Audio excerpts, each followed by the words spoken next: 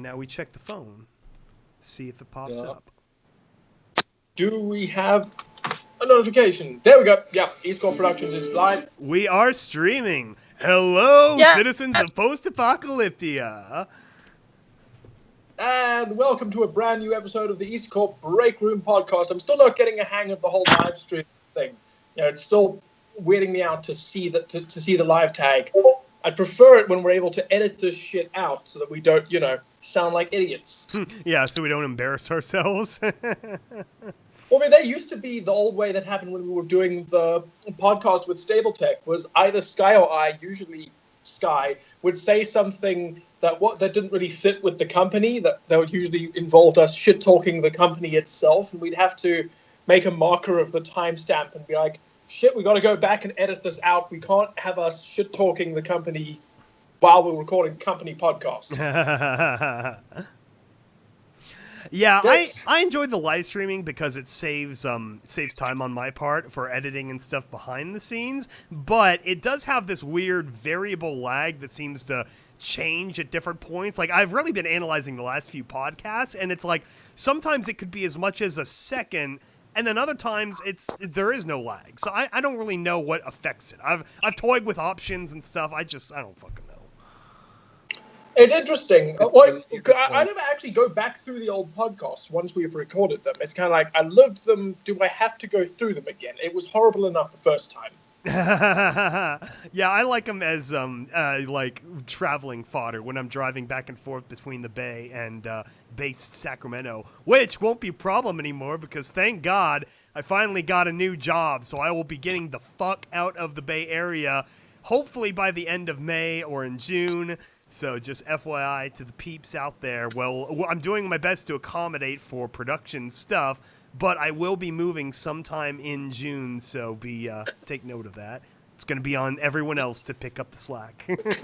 Yeah, this is basically about to become the James Vermont channel for next month. Yeah, so you're going to see 9 brand new productions because that's my thing. Just starting every other week. Are we just going to break into every fandom now? Because now we've got Untypical, which is our furry series.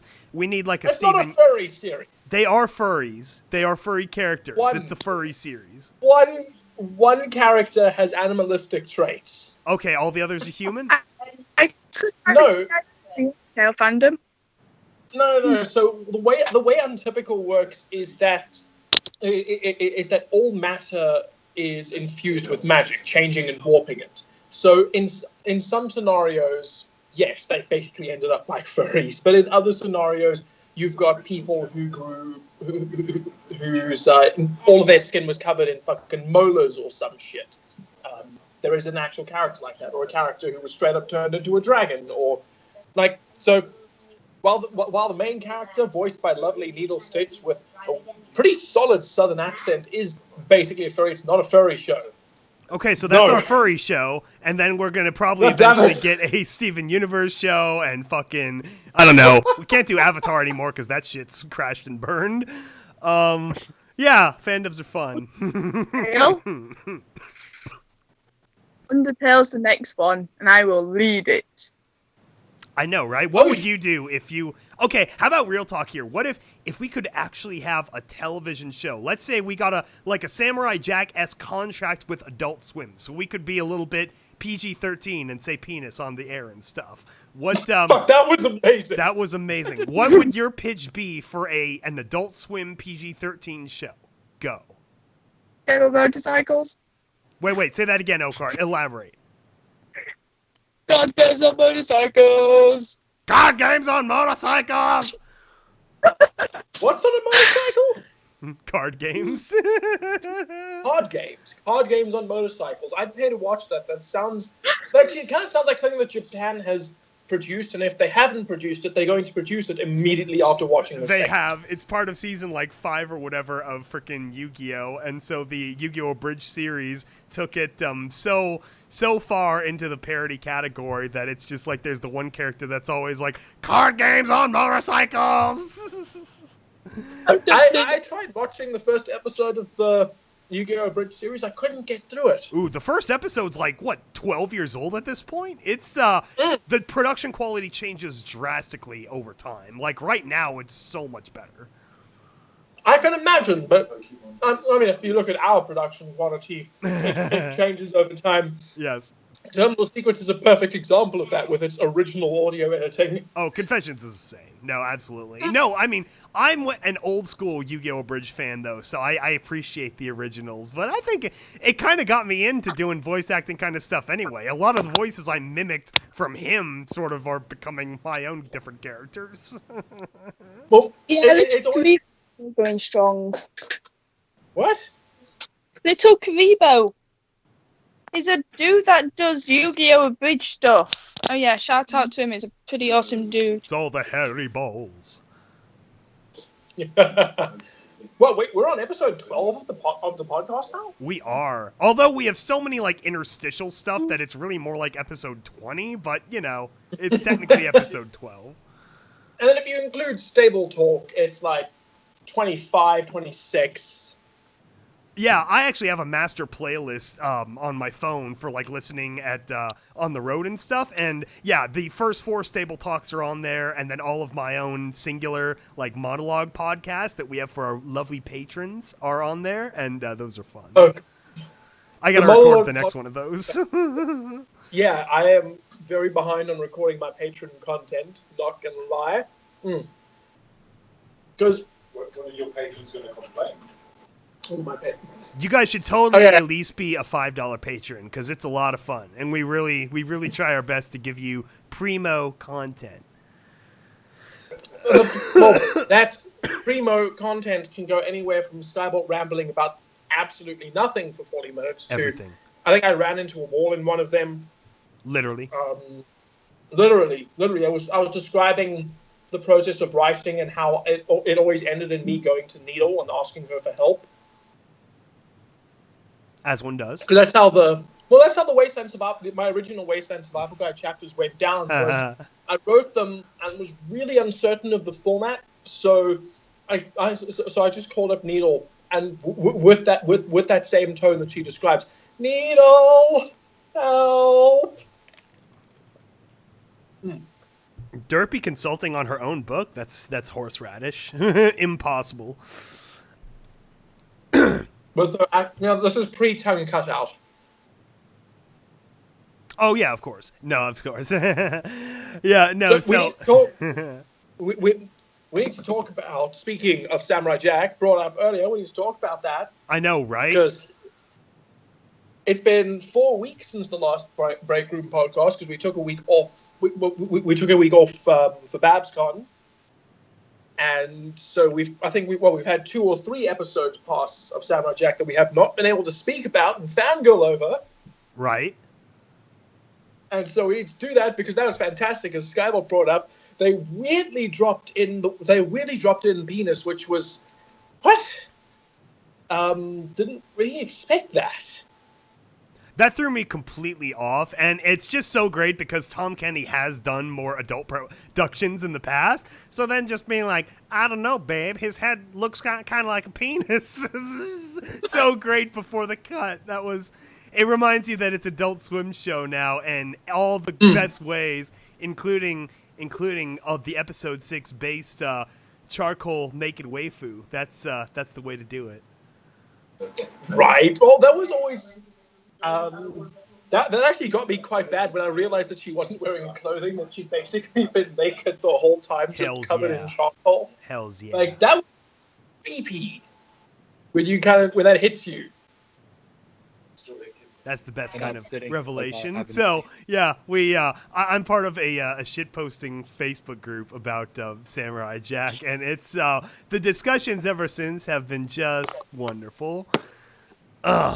Although you got to admit that getting your charcoal Evil Aku bodysuit is a horrible, painful process, and realistically, she would have all these scars, but it's evil magic charcoal. So there you go. Also, she should realistically have charcoal all over her face as well. Yeah, I guess they must have, I don't know, wiped that off, and then and so they could have their cool masks, I guess. Yeah. What, their evil den mother went and dabbed their cheeks with, like, you've got a little schmutz there, darling. Licks it off, from this charcoal that I just shoved you into. That sounds completely viable. My friend is currently trying not to die of laughter at the minute because he is in the room with me still. But what was so fantastic with this? What was so fantastic with this last episode was being able to see the all of these old characters returning from previous episodes. Oh yeah, it was almost like a clip show in a way, just showing like, updating everyone on, where's everyone at, just a nice little nods, and of course it played into the meaning of the end of the episode, so that was just beautiful. They got pretty dark at the end though, with straight up with Jack trying to commit suicide. That Sudoku. was, I mean, yep.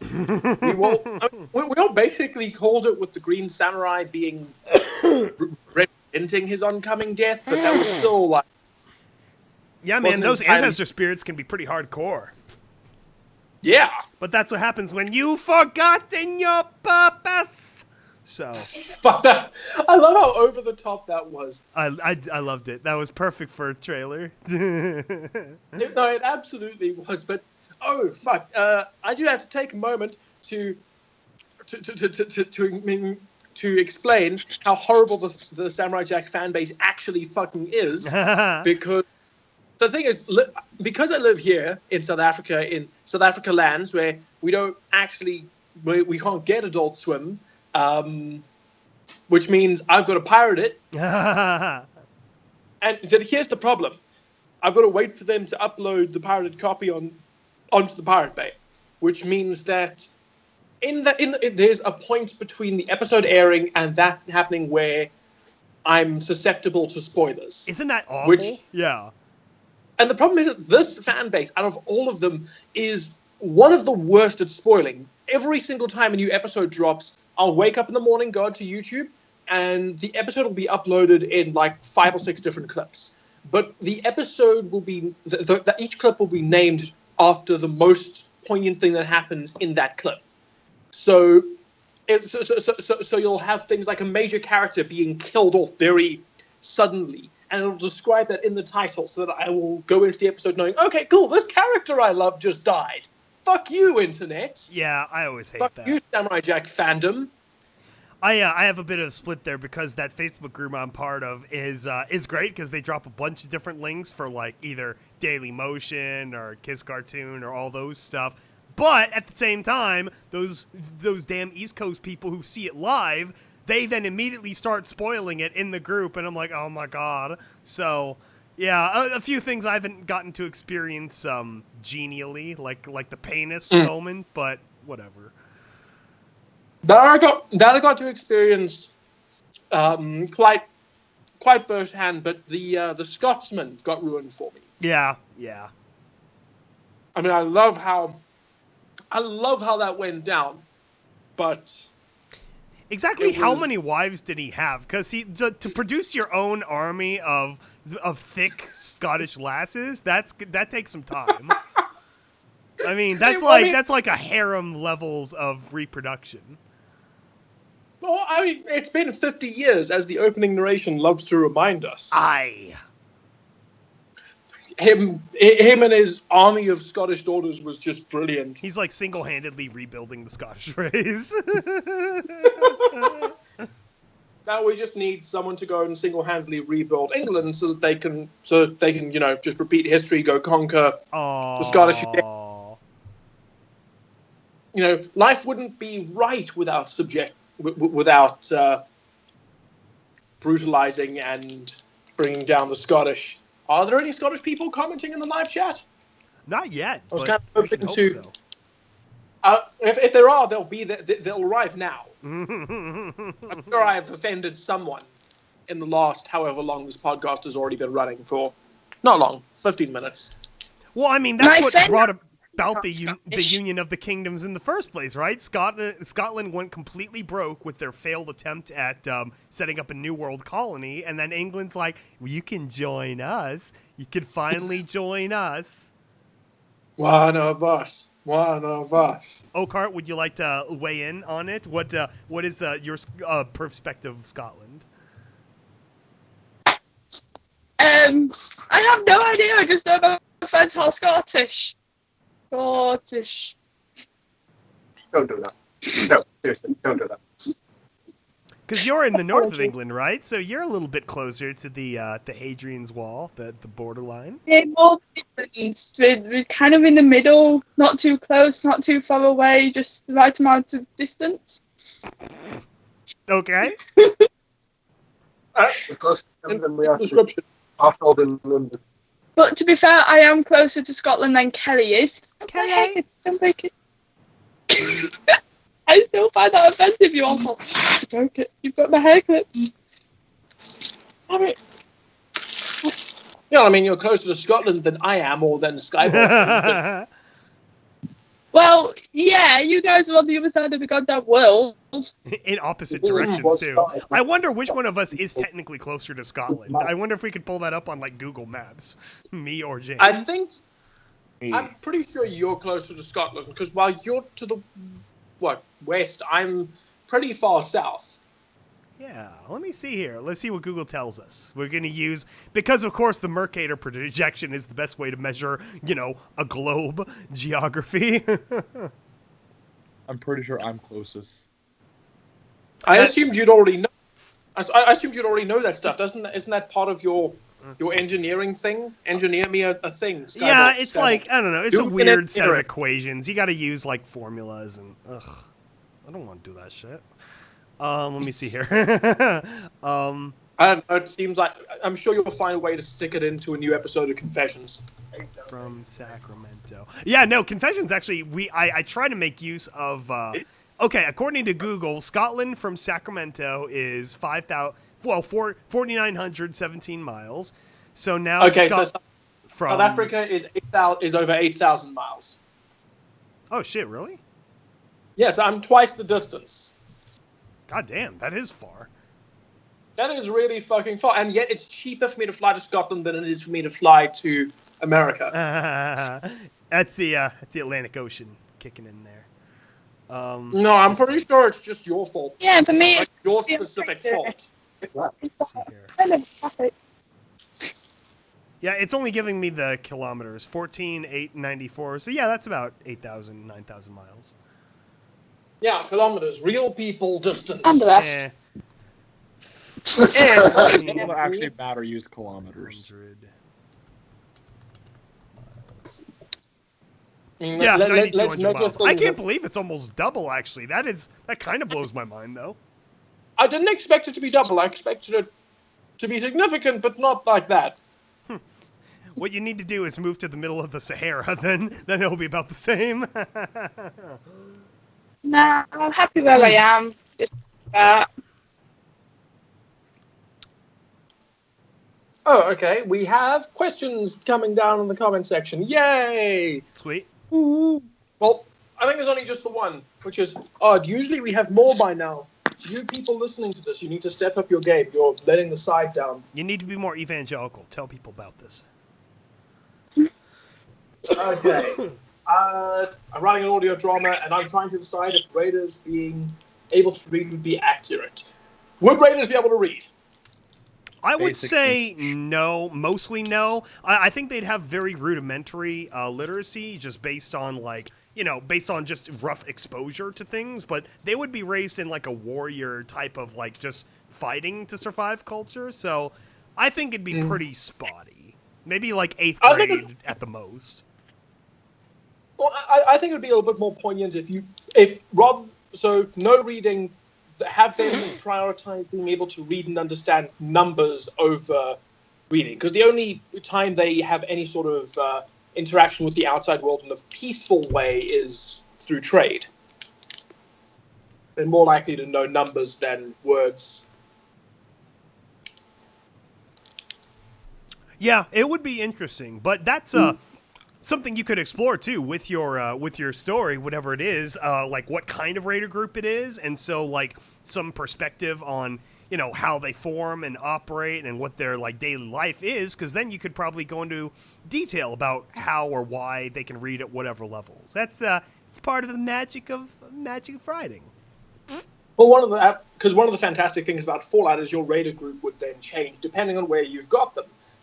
And because it's Fallout, and because the series is more parody than serious, it's or realistic. You can do things like have your raiders set up their base in a library, and then and over 200 years, you've just got a group of super geniuses. That would be awesome. I actually imagine nerdy raiders with the. I am trying to, and I can't picture it. I'm sorry. Bucktooth, big glasses, but then they're also swearing and trying to kill you. That almost sounds like that Robot Chicken joke of like the rural redneck farmer guy, but he's also the theoretical physicist. That was a pretty good little bit. Classic Robot Chicken. Oh shit! Like that. Another question has popped up. Sorry to interrupt. Anybody seen the online Flash game based on Fallout Equestria? Yes. No. I think Oh. I That was have, the but one I don't you know if I've played it. It was the one made by all those Russians. There are Fucking Russians! No offense to any Russians around. don't offend the- No offense, but Don't offend the Russians. They're actually kind of scary. We can afford to offend the Scottish.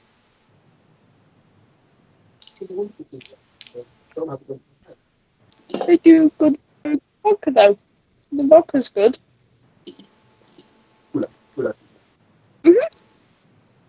But going back onto the onto the southern redneck dude who's a theoretical physicist, it's funny that was done as a joke in Robot Chicken, considering that it was done as dead realistic seriousness in The Walking Dead. Yeah, but even The Walking Dead took that away from him. As that they did take that away from him, but that was just one of those trying to suspend your disbelief a bit too much because they pushed his accent too far into the stereotype. You know what it was for me?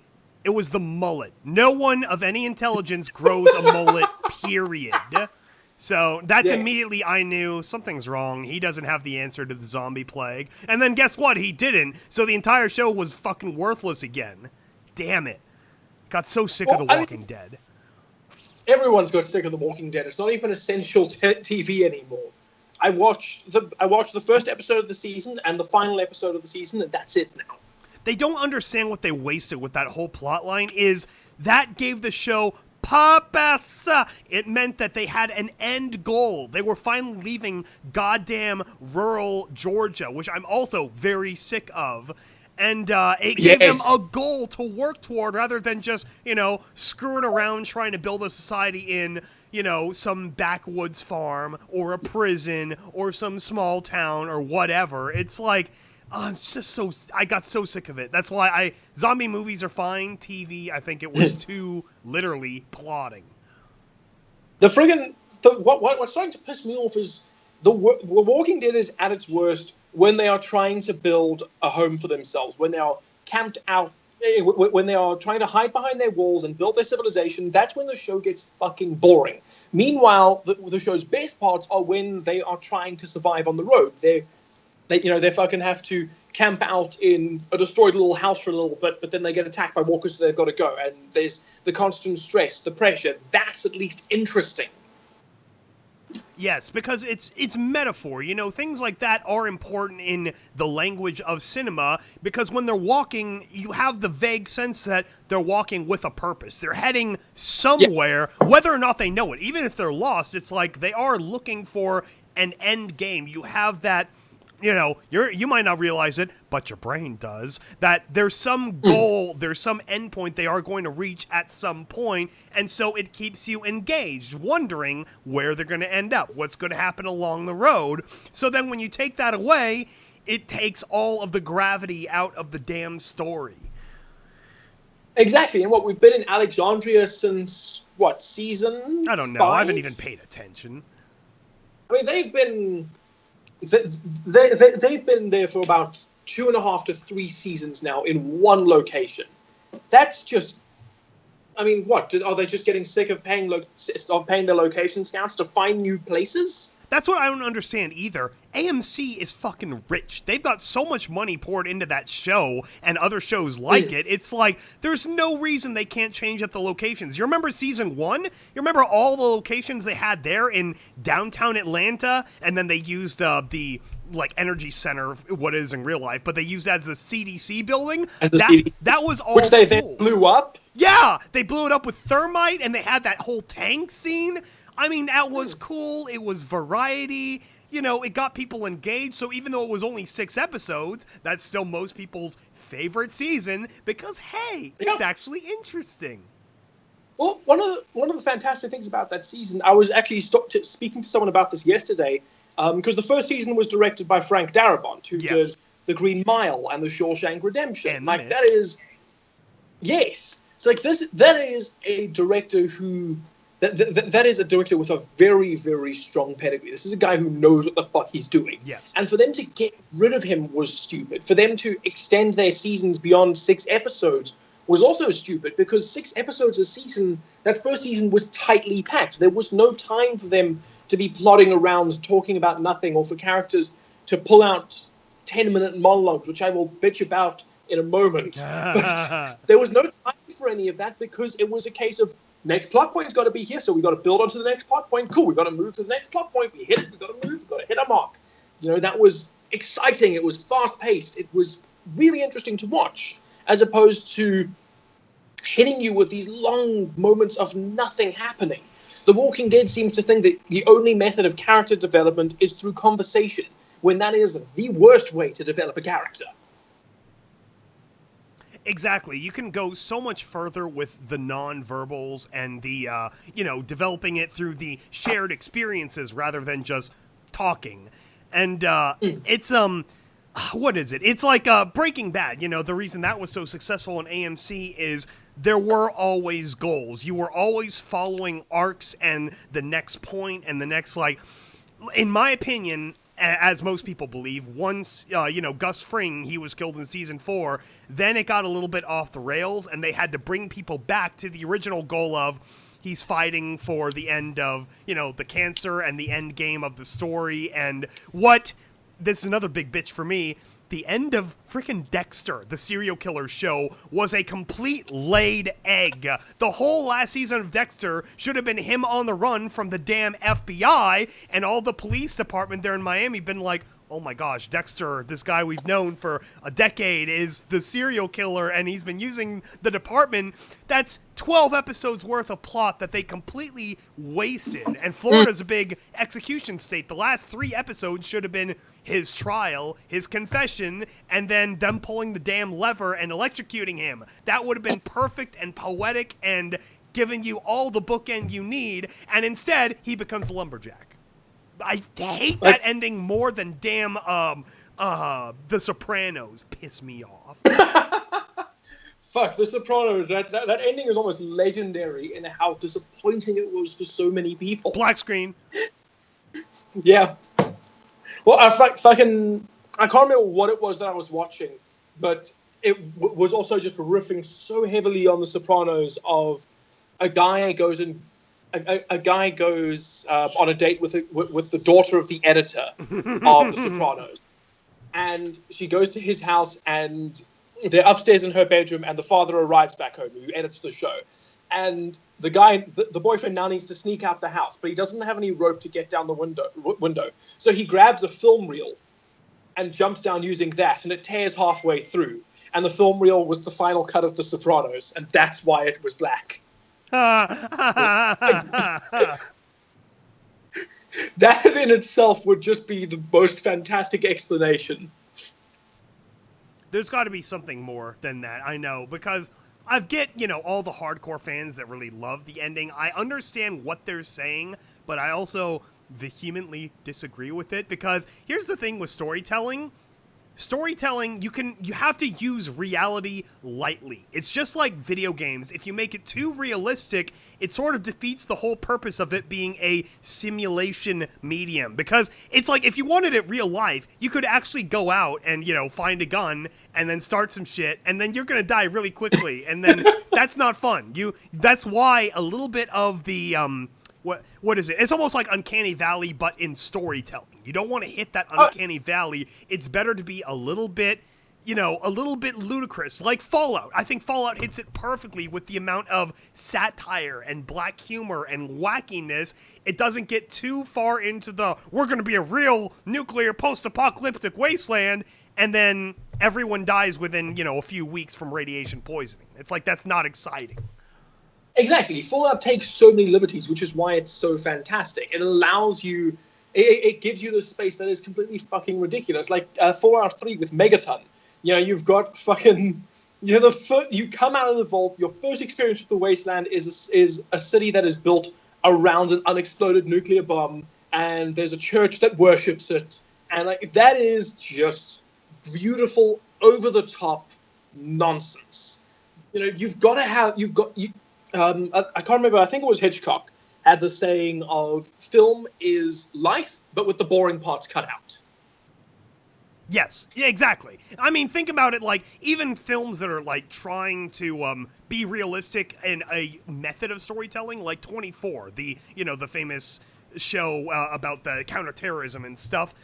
In my opinion, 24's best season was season 3 with the biological superweapon, because I felt like they applied the 24-hour framework ideally to the best. Because, of course, it's got to be a ticking clock. It's got to be something very critical and, the way it works. But even with a show like 24... that's why they have so many characters that they're cutting back and forth between. If you follow just Jack Bauer and got to watch his every bowel movement on screen, sitting there for 3 minutes, pushing out a log, that would be horrible and boring.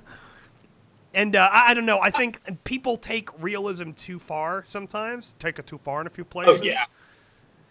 Yeah, that's why I could never get into playing Elite Dangerous. For that exact reason. I know it's got a huge fucking fan base, but the idea of a space sim which pays that much attention to realism, I don't care that this is how a spaceship would realistically be to fly. I want to actually enjoy flying a spaceship through space and fucking shooting aliens and stuff.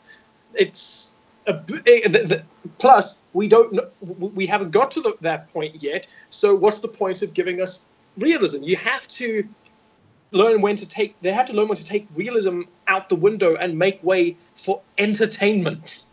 Yeah, the worst part of it too are the euphoric scientists, quote unquote, out there, like Neil deGrasse Tyson, where every time there's a space movie, he's like, by the way, even if you use the muffled sound effect, you wouldn't hear sounds in space. Or there's no way a broken up satellite would revolve around the Earth and then hit you a second time. It's like, man, we fucking know. Can you just enjoy a story once, a little bit? It's like, I get the idea of you're trying to educate people on reality. Here's the thing. How many people are ever going to go to space? How many of them does that matter for?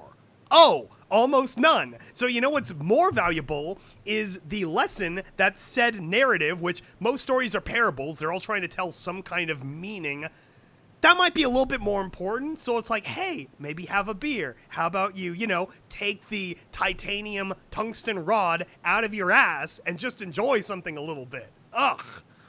God damn. I'm sorry, that was a small rant for me. I'm so sick of the euphoric scientist types. Every time there's something on TV or I've bitched about the frickin' Shoddy Cast for the same reason in the past. It's like, just shut up and enjoy things, or let people enjoy things. God damn. See, but to be fair, the Breakroom podcast is essentially just you and I ranting, and then there's someone comments in between, like poor Needle in our last podcast where you and I just kept cutting over her, and that actually generated fan art. I am actively trying to be better, though, because I still hold the opinion that half of it is due to lag, so I'm trying to give more lag to the stream before I say anything. Oh, yeah, there's Dave. I can hear I can hear you taking the gap in between for the lag, which is great. I'm not quite as considerate, but maybe that's just because I'm an asshole. We've got new comments that have arrived, and new questions since our last... You guys started rambling. Yes, since the last rant, what you said. Starting off with JD shit-talking me. Fuck you, JD. I can see you there. Yes, one of our other former stable tucks, and and a few other questions. Have you seen the new Red vs. Blue? No, I'm still horribly behind on that and Pony. I still haven't seen the end of Pony Season 6. And you're falling. I haven't seen the second half of the season myself. What do you think about radiation in the ocean? I think it's just like anything with radiation is certain plants and animals and stuff would slowly adapt to it. Some of them might die from the, system shock of it. But in general, I mean, that's evolution, baby. Life finds a way. It's gonna adapt to the environment. That's sort of the approach I tried to explain in The Ghoul Doctor, about how, yes, of course, most people would die, but especially within the magic, little bit silly world of Fallout, the idea that then a handful of them, their system would have like a flash, like an accelerated evolution to adapt to the radiation would make sense within that context. And so I think it's neat, and it gives you cool things to work with in story and stuff.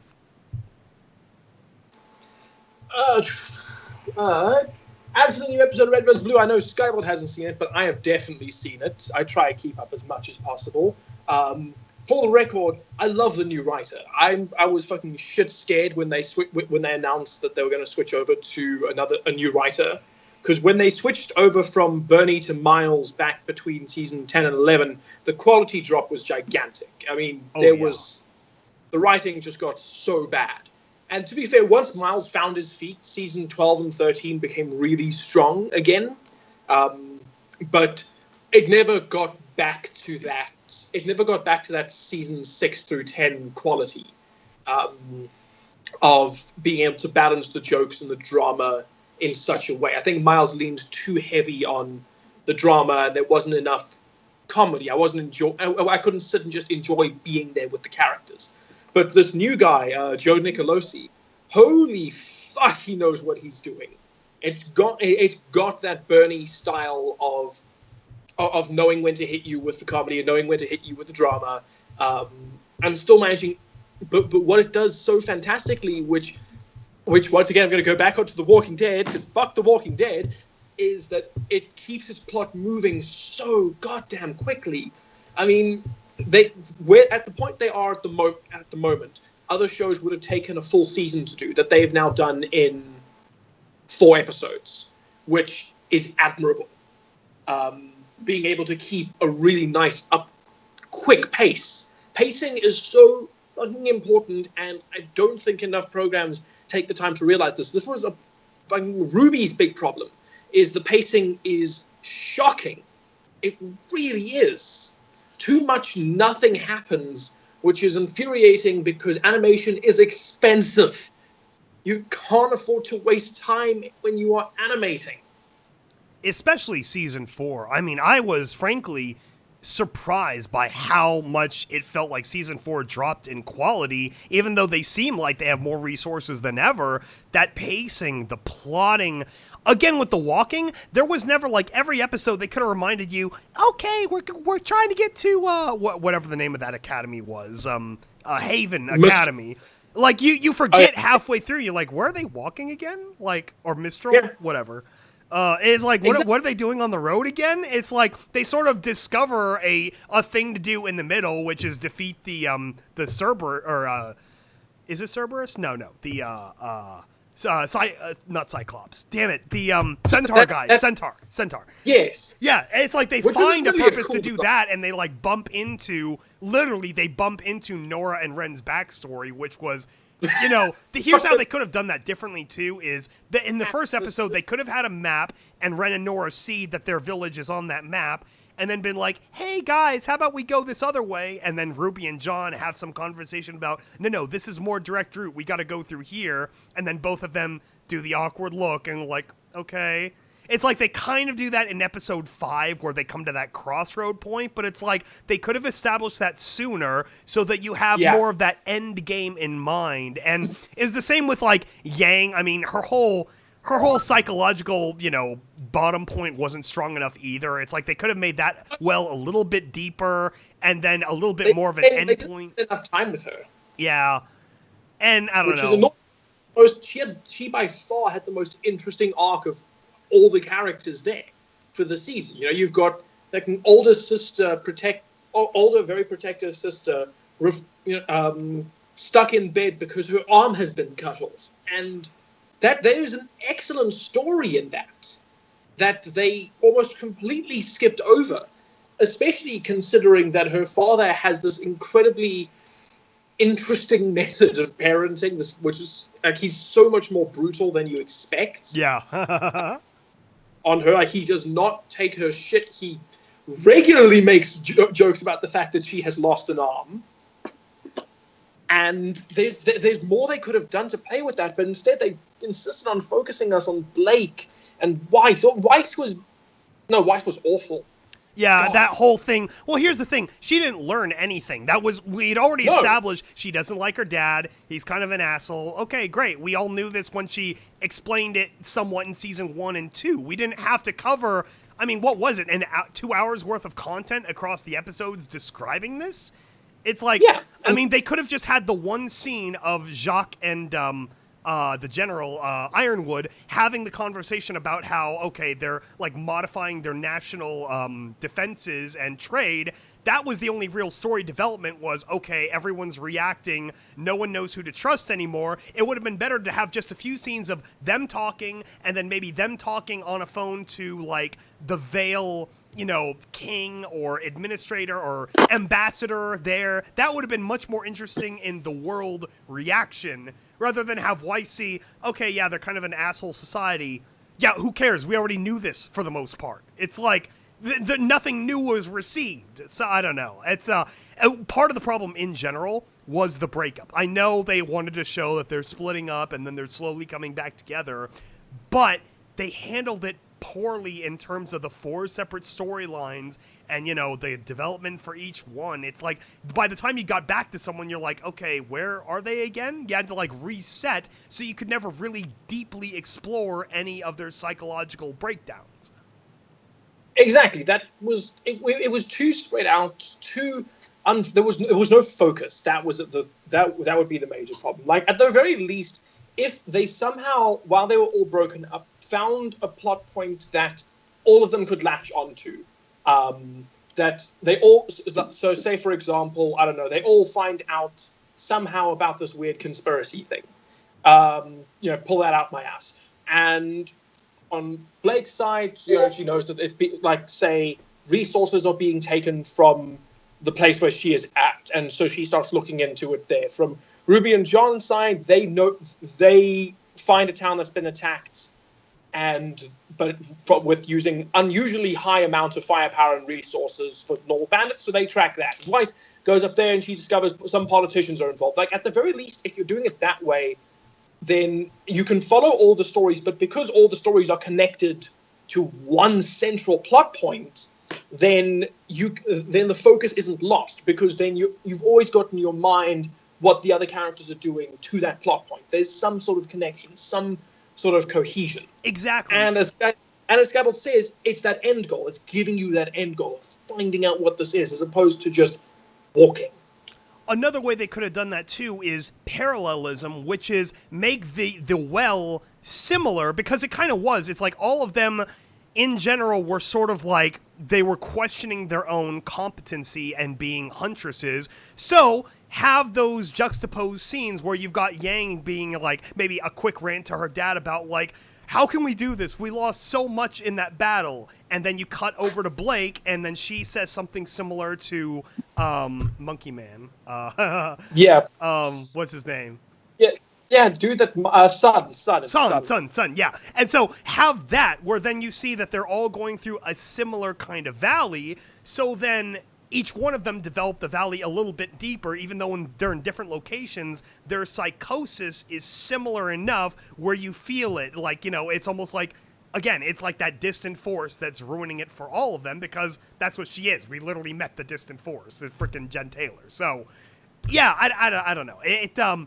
They could have redone season 4 in so many different ways, and I just feel like it felt like Red vs. Blue season 11. It's like they were almost like regrouping after the fall of Vale, so they're like trying to figure out how the rest of the show is supposed to proceed onward. And going back off of the horror of RWBY Volume 4, I want to take another second to praise what Season 15 of Red vs. Blue was doing, because it took a risk that I didn't think that it would, and I wasn't certain how I would feel if they did, of taking the Reds and Blues and making them the background characters, the side characters. They are, while they're still like the main focus of the story, we're seeing it from the eyes of a brand new protagonist, which is just this really refreshing shake-up that the show needed.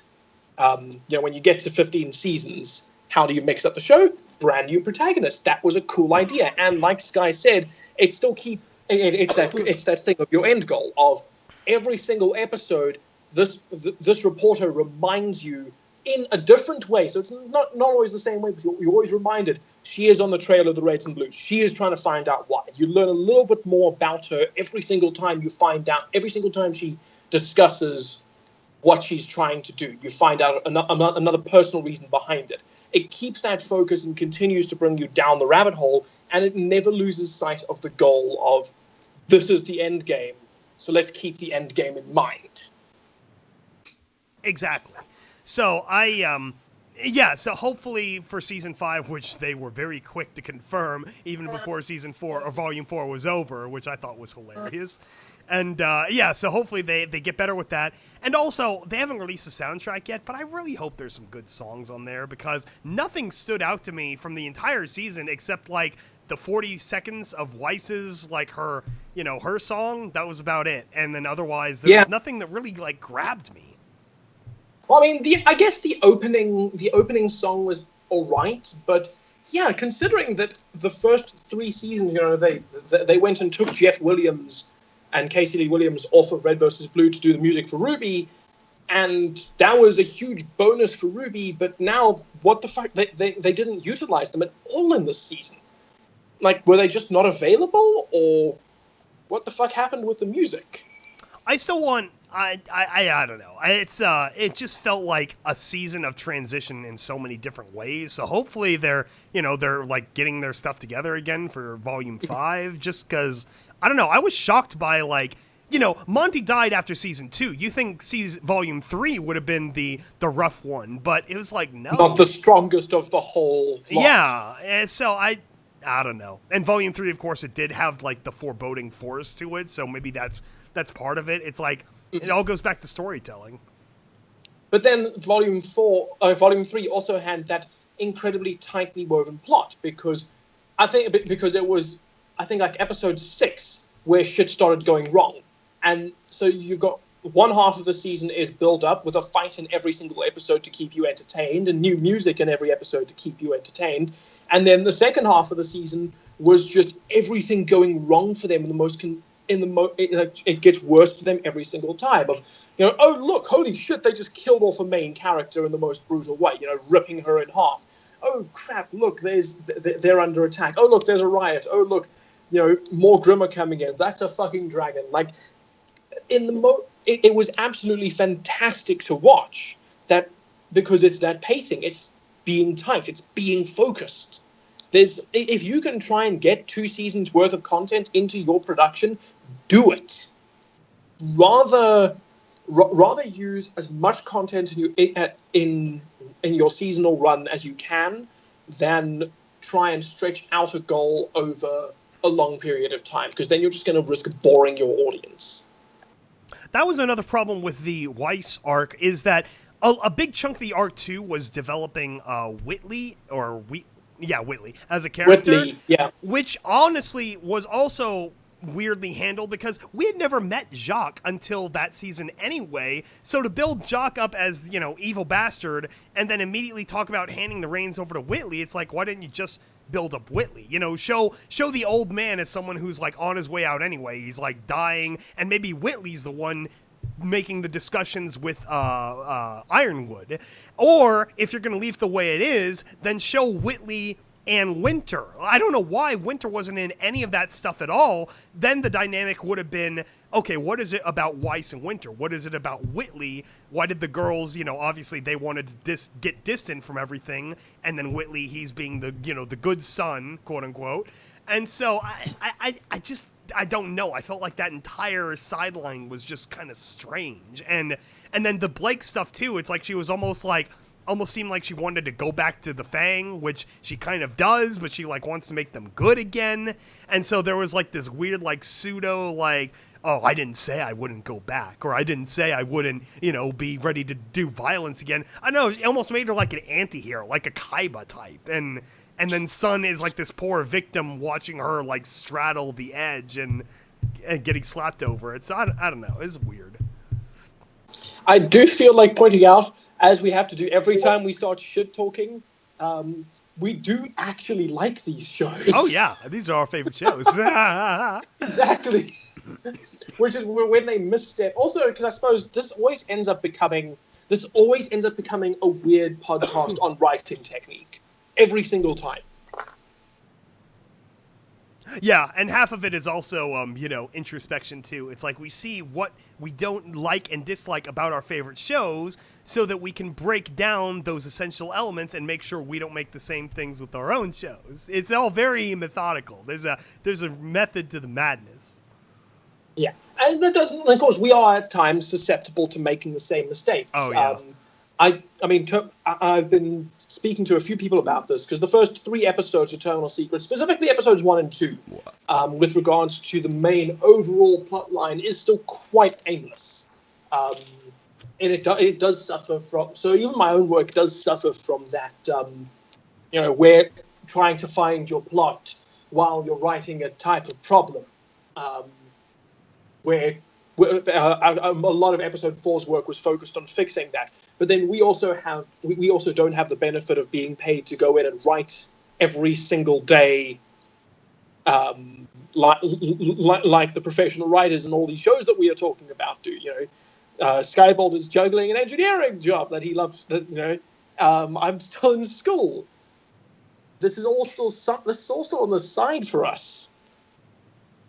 And the other thing too is it's just like being a psychiatrist, which is it's much easier to see everything in other people, when you have a bird's eye view, so to speak. So it's how half of psychiatrists are just as crazy as their patients, but they can't really work on themselves because the introspection is different. You can't. I think Plato or one of them had some thing about it, the mirror is always foggy, and so it's yeah. So that's sort of the great trouble in not being able to. That's why freaking famous critics, their own movies or attempts at productions are always pretty mediocre. So it's a strange thing.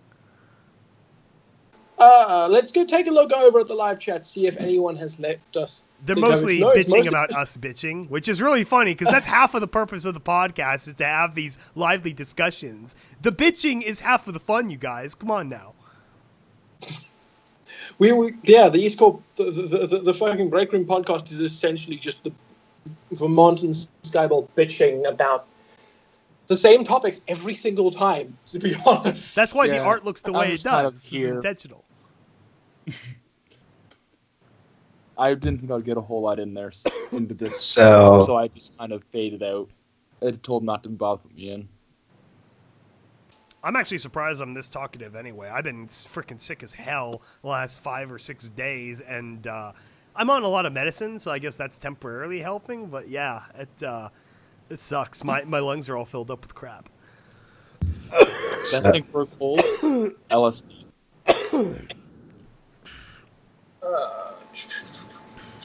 So how about Destiny 2? Anyone gonna buy it? Oh yeah, I never got to do that rant. Are we doing that, Rand? Because I know you have opinions on it. I could give my unsolicited opinions about Destiny 2. So with Destiny 2, when I saw, from what I've heard, someone leaked the art or something beforehand, and so they had to kind of rush out and meet an announcement to the public because I guess something got leaked or spoiled. But the font they chose for the 2 for their logo is the ugliest, most pedestrian, amateur thing I have ever seen. It looks like frickin' Impact meme font splayed over this very otherwise well-designed and well graphically done logo. And I'm like, this is the stupidest damn thing. First of all, with Destiny's aesthetic, it should have been Roman numerals. How great would it have been is you have the Destiny, like, roundy triangle, the vagina triangle thing. You put the crotch. You put 2 very stylized pillars behind it, so it's a nice Roman numeral behind the vagina triangle, and it would have looked great. You could have put that simplified on, like, a black background or, one of the world map looking, like, Art Deco things. That would have looked great. One of their art guys could have whipped that up in 20 minutes. I could whip that up in 20 minutes. But instead, they chose that ridiculous, like, solid, bold Helvetica or whatever font, and it's like, yeah, they have fixed nothing. Destiny 2 is going to be as terrible as Destiny 1, and the only plotline they have is basically, what's the dude's name? John Nolan? No. Nathan Fillion. Nathan Fillion. Yeah, the entire plotline of Destiny 2 is, oh, hey, you remember that Nathan Fillion character, who's the only character that people actually liked because he is a character? Let's just make that for Destiny 2. It's like, no, obviously there's no planning. This is still reactionary. Their graphics team have no idea what the fuck they're doing. It's gonna suck. Do not pre-order. If you haven't learned that lesson by now from frickin' No Man's Sky, never pre-order a damn game. Wait a month and read reviews and then buy it. Stay away from pre-order. Stay away from early access. Yes, or season passes. Especially season passes, okay? I didn't, but a lot of people made that mistake with Fallout 4, and they burned. Okay? They got burned for that shit. Yeah, that was depressing. Horse Armor DLC, the 3-part version of the Horse Armor DLC with nuclear makeup. I mean, come on. That's basically what... that is now... the Wasteland Workshop is now Bethesda's most negatively reviewed thing on Steam. Yeah, and it should be, because it should not be the same as a full-story DLC like Far Harbor was. Exactly. But then what really messed with Fallout is, unfortunately, it came out in the same year as The Witcher 3, and its expansions came out in the same year as The Witcher 3's expansions, which were gigantic, at 10 to 20 to 30 to 40-hour independent stories set in that world. Vastly okay, James, shut up and go towards the comments. Why? What's in the comments? I don't know, but you just said direct me into the questions, Evan Stalker. By the way, Vermont, have you seen your thing with wine? Yes, I absolutely have seen my thing with wine, because, well, I kind of would have had to. It'd be embarrassing if I hadn't seen a video that I directed in the week after, for the full week after it was released. Oh yeah, shoot! I still haven't seen that yet. I gotta pull that up soon. It's been a really bad week for me. I will see that soon. My collaboration with DWK and Wootmaster, that was absolutely fun. Yeah, shimmy wimmy. That was absolutely fantastic. He was a joy to work with. Both of them were, which was quite funny because there are a lot of. There was this one particularly bad section about necrophilia.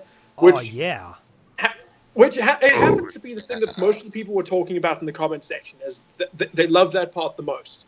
Which is funny because it's the only part of the script that I did not actually write myself. That was all done verbatim from a conversation we'd had, which was weird. Dude, would it be possible to bring DWK on a podcast?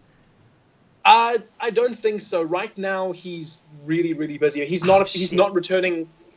He's not even reprising his role for episode 2 of this production. I know he's got the Everfree movies, but Damn, that would be perfect if we could get him on a podcast at some point.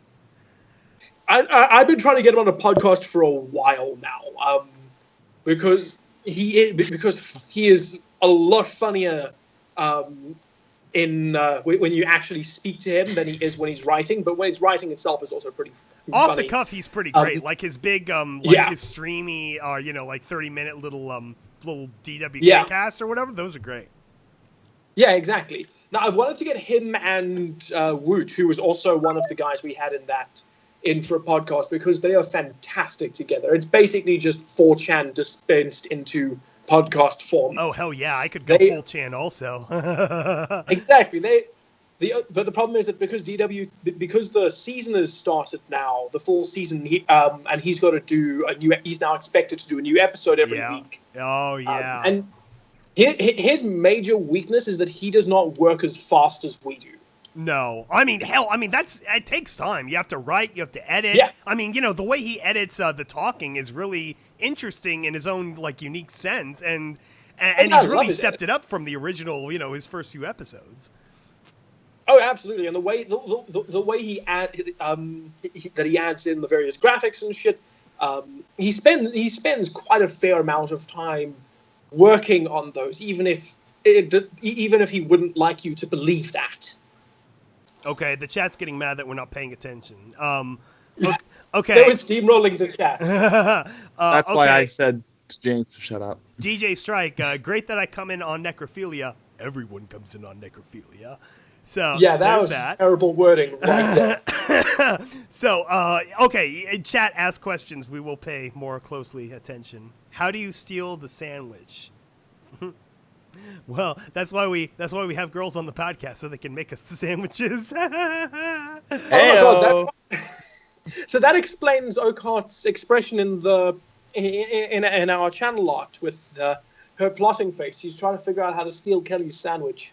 See, I can make that joke because Needle's not here, because she would probably be very upset by that. Yeah, she would proceed to not talk to you and then probably go ruin your her confessions takes just for you. I know, right? Like go for her rose petal lines, for her fucking ditzy lines. Just nope. She's not on the podcast right now because she's busy making us all sandwiches. Just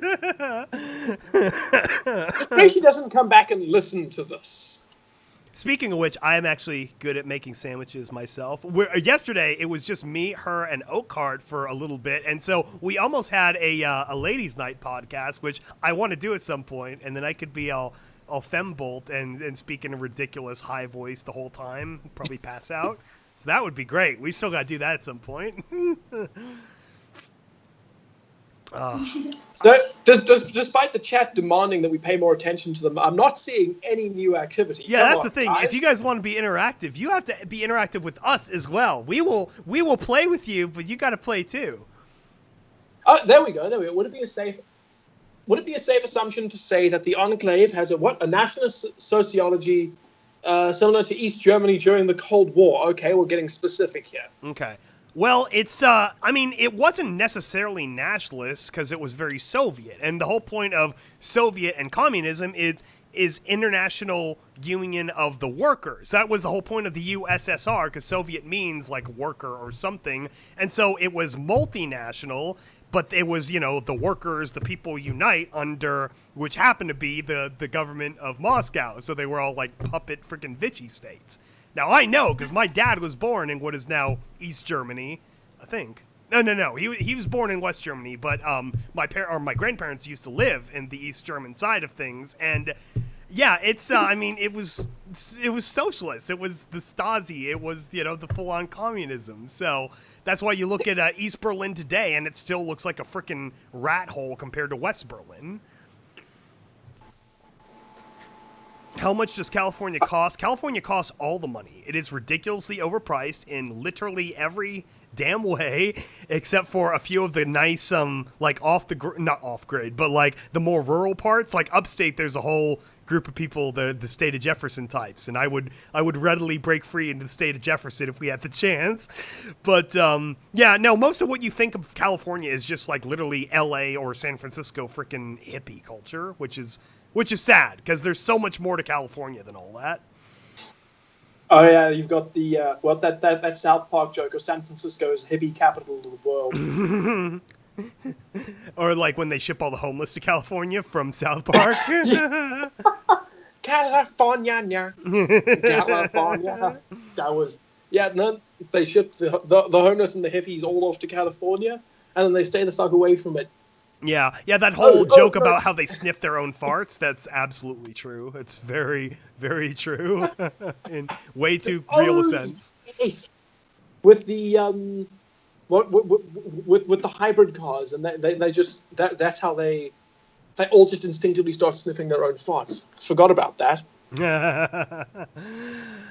As for how someone Pegasus brings up a good question. How much would it cost to buy California? Like just the state, buy the state. Well, here's the thing: is the state is like occupied territory, basically, because the state has a ton of raw assets. That's what, like, of course, a lot of people in the rest of the U.S., they want to just break California away also and let them secede. First of all, if the U.S. ever actually let a state secede, that would be a major geopolitical crisis, because that would be then... that would let other states want to start breaking off too, and it would be the entire downfall of the United States, which, you know, some people might want, but that could also get really crazy in terms of geopolitics. You know, let's figure out how we're going to split 5,000 nuclear weapons across a bunch of, you know, divided states. That's going to be fun. So, no, California should not secede. At the most, I think it would be great if California could split in half. That would be great, because here's the thing, it's like Ukraine, where there's very vibrant farmland in the middle. It's like what's that term they use? Wheat, the wheat belt or something. I don't know. The California Central Valley produces like half the food in the U.S. It's very good farmland once they got all the waterways down there. The Army Corps of Engineers like re-engineered the state.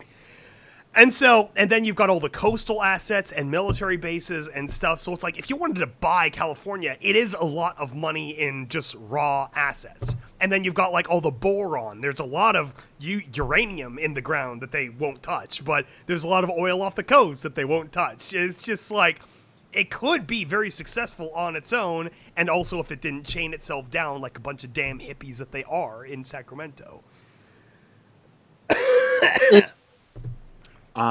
Though, I suppose California... I need to get ready for work. I work at 7 for a 12-hour night shift. Ripping potatoes? No, cutting pipe. Oh. No, he meant rest in peace. But in potatoes. That's Carlton County. Or not Carlton. Yeah, Yes, Carlton County. They're the potatoes one. That's what my dad did. Okay. He says a lot. He go around complaining about having to go picking rocks out of the potato farm, potato field. Nice. You don't know what work is. You never pick rocks out of the field. When we were playing our new yard, I was picking rocks. So I'm like, Dad, you should do this. You got experience. It's like, you shut up, boy. He's like sitting on the chair watching. Do you want a bloody slap? So potatoes, it's like you have to dig through 5 feet of snow and then you reach the ground and then you eventually get to the potatoes? Yes, it's brutal. Oh my god. Oh, actually, it's more like 4 feet at this time of year, but, not the point. About $40 trillion. Yeah, that would probably be a good estimate, because California, it does have a vibrant... It has a lot of systems, and there are still a few factories operating in California that haven't been chased away by the damn government yet.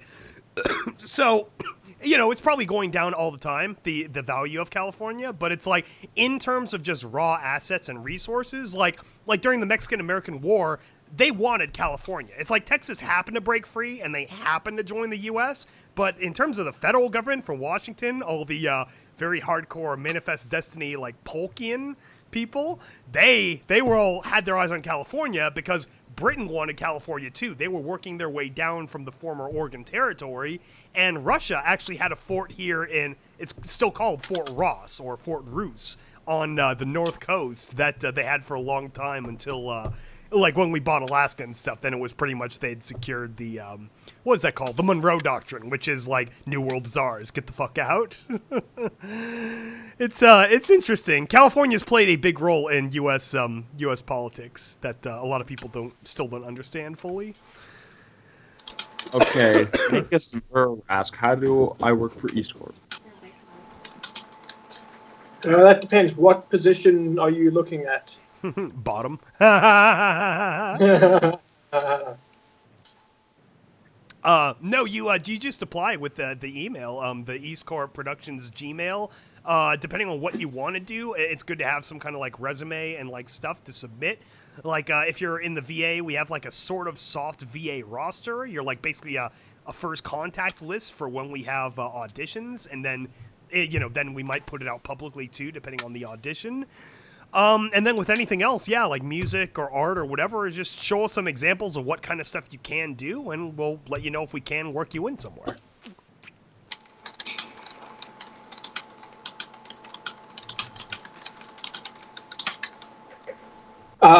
Though that once again still depends on the position, on what position you're applying for. Because because for voice actors, we specifically take we don't take people applying to join the studio as a voice actor, with the exception of a very small group. We take voice actors on a contract basis. So you apply specifically to voice in this episode of this production if we've put out open casting calls for it. So there's currently one for Terminal Secrets.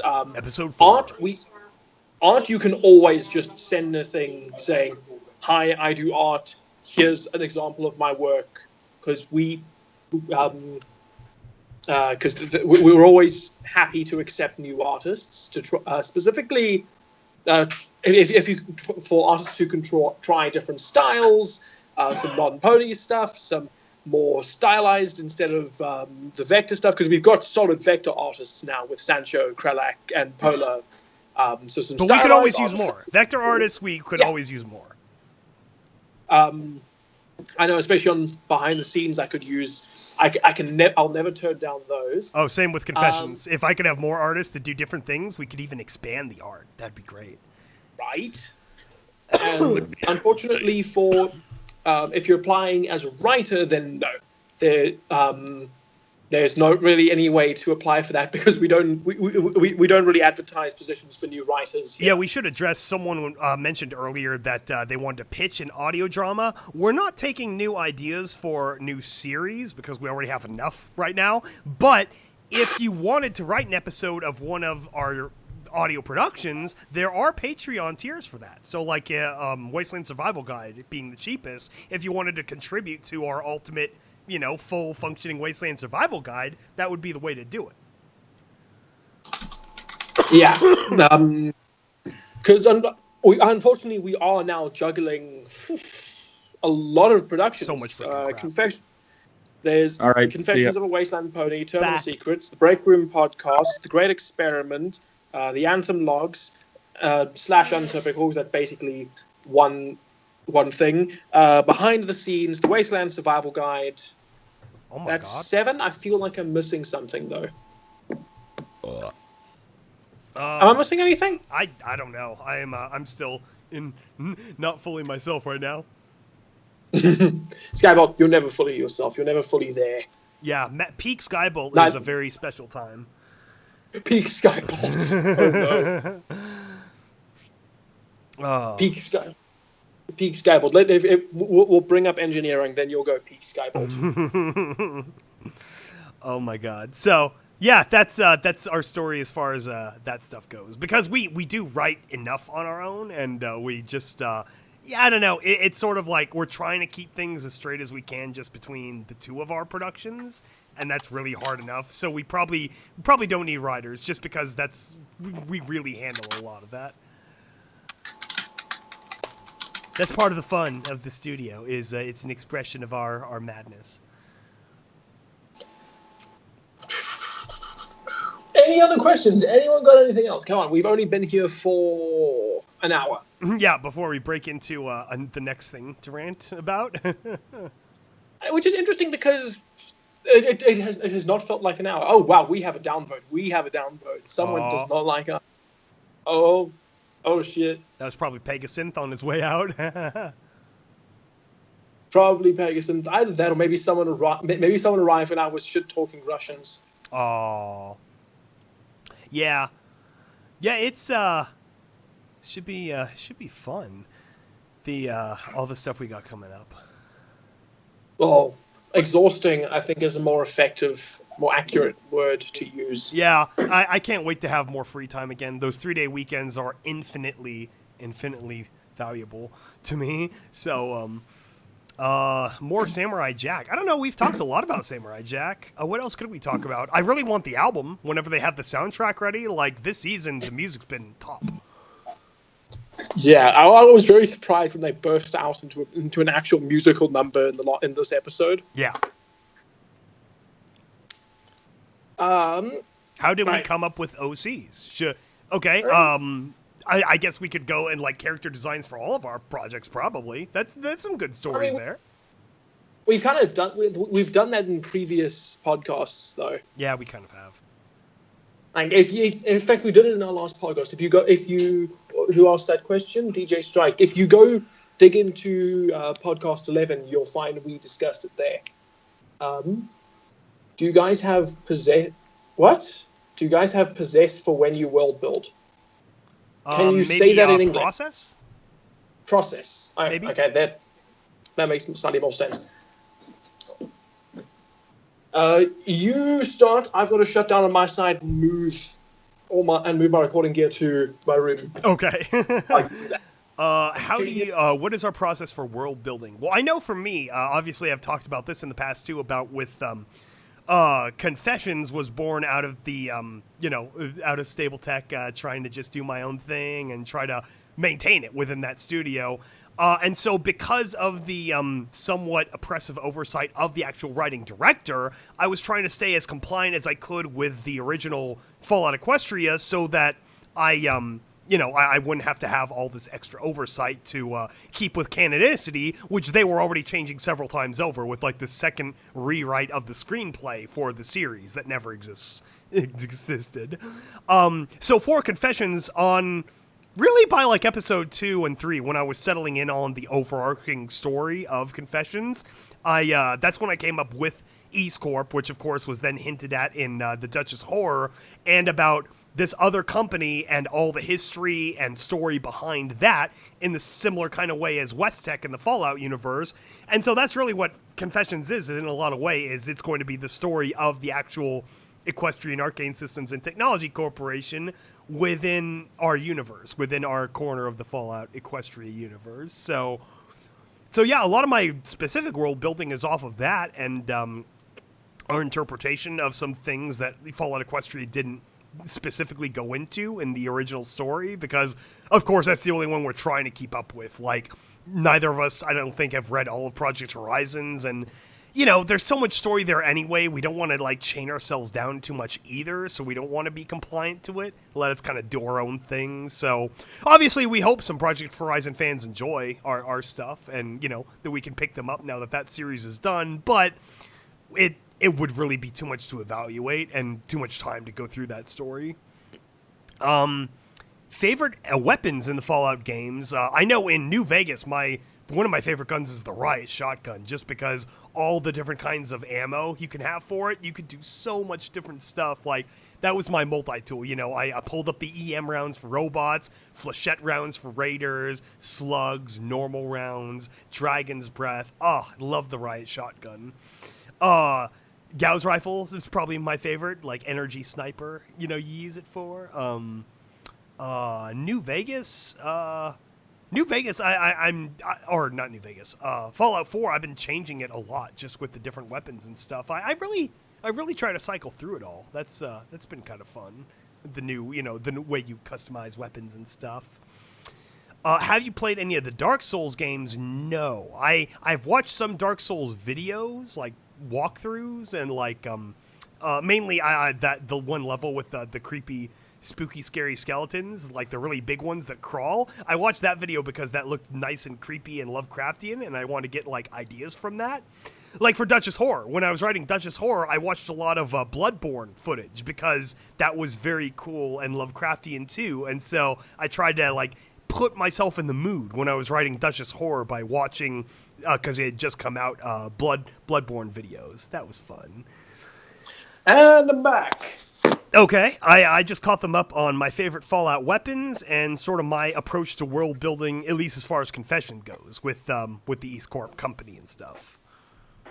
Awesome. Okay, I guess I'll go into world building. World building is such a lovely topic, and I love it so much. As you guys would know from listening to the Wasteland Survival Guide chapters on all the lore ones, because those were me. Okay. I maybe go into lore just a little bit too much on the Wasteland Survival Guide. No, it's fine. I'm quite a big fan. Okay, so with world building, typically my process is you create your one event. So so for example, I'll use Untypical as an example, since that's a world build I'm currently slogging through, and it's the one that's the most fresh in my mind. Of all of matter.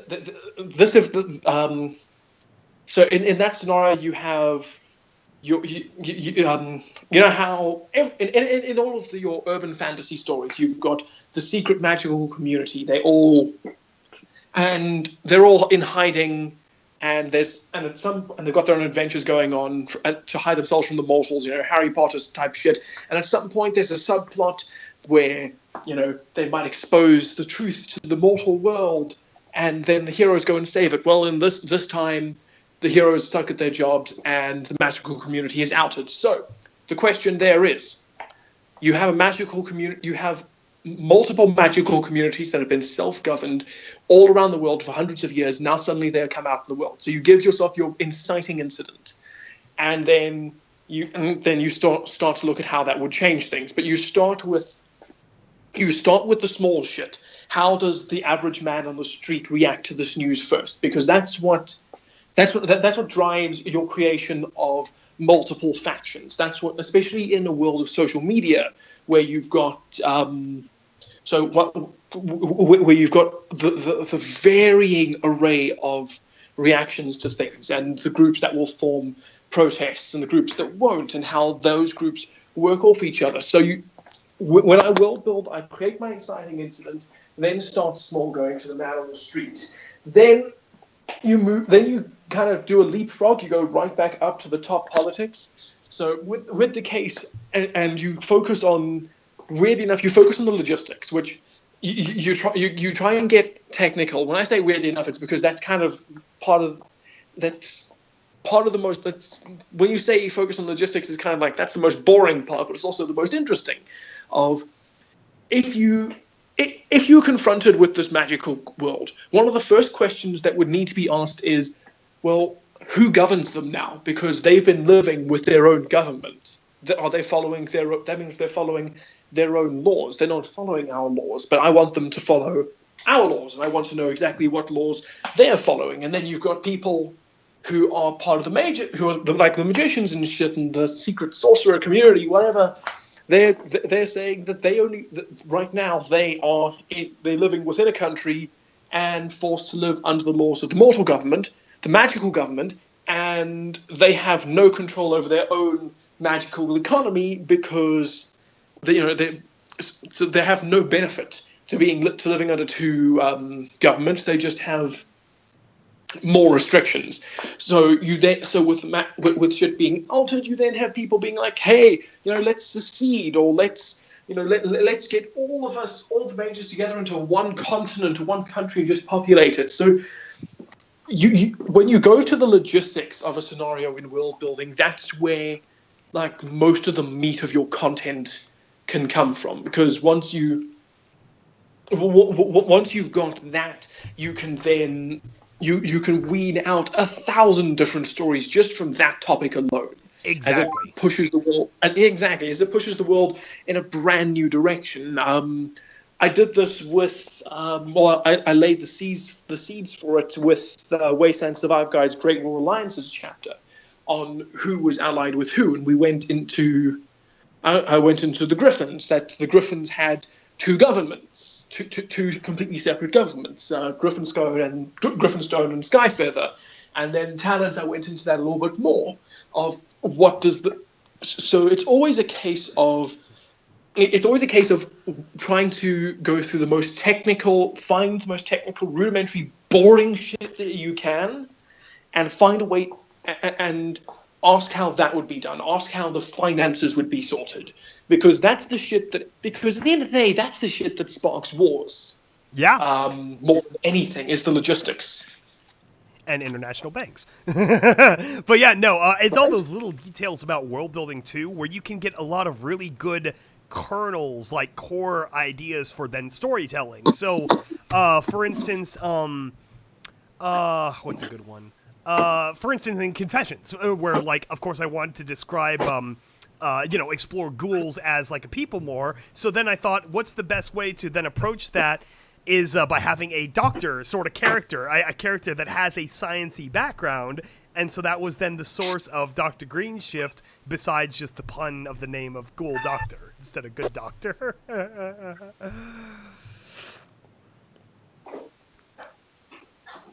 Let's see here. Let's catch back up to the other questions. Thoughts on machines in Fallout, like fixed cars, etc. Not the robots, but other things that would have to be repaired. I think what it is for vehicles in Fallout is that, at least in Fallout 3, they described that a lot of the microfusion cells out in population, they drain the fluid out of the car batteries. So cars are basically being sacrificed for ammunition, which is kind of a good explanation as to why there aren't too many cars out there, but realistically, there would probably...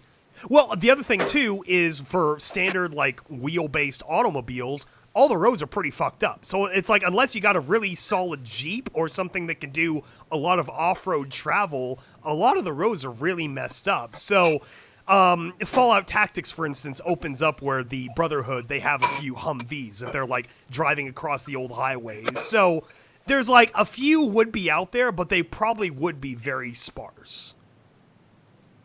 In my opinion. I would like to... No, here's a challenge for us, guy. Oh, God. Cool. Let's discuss what would the... You and I are now...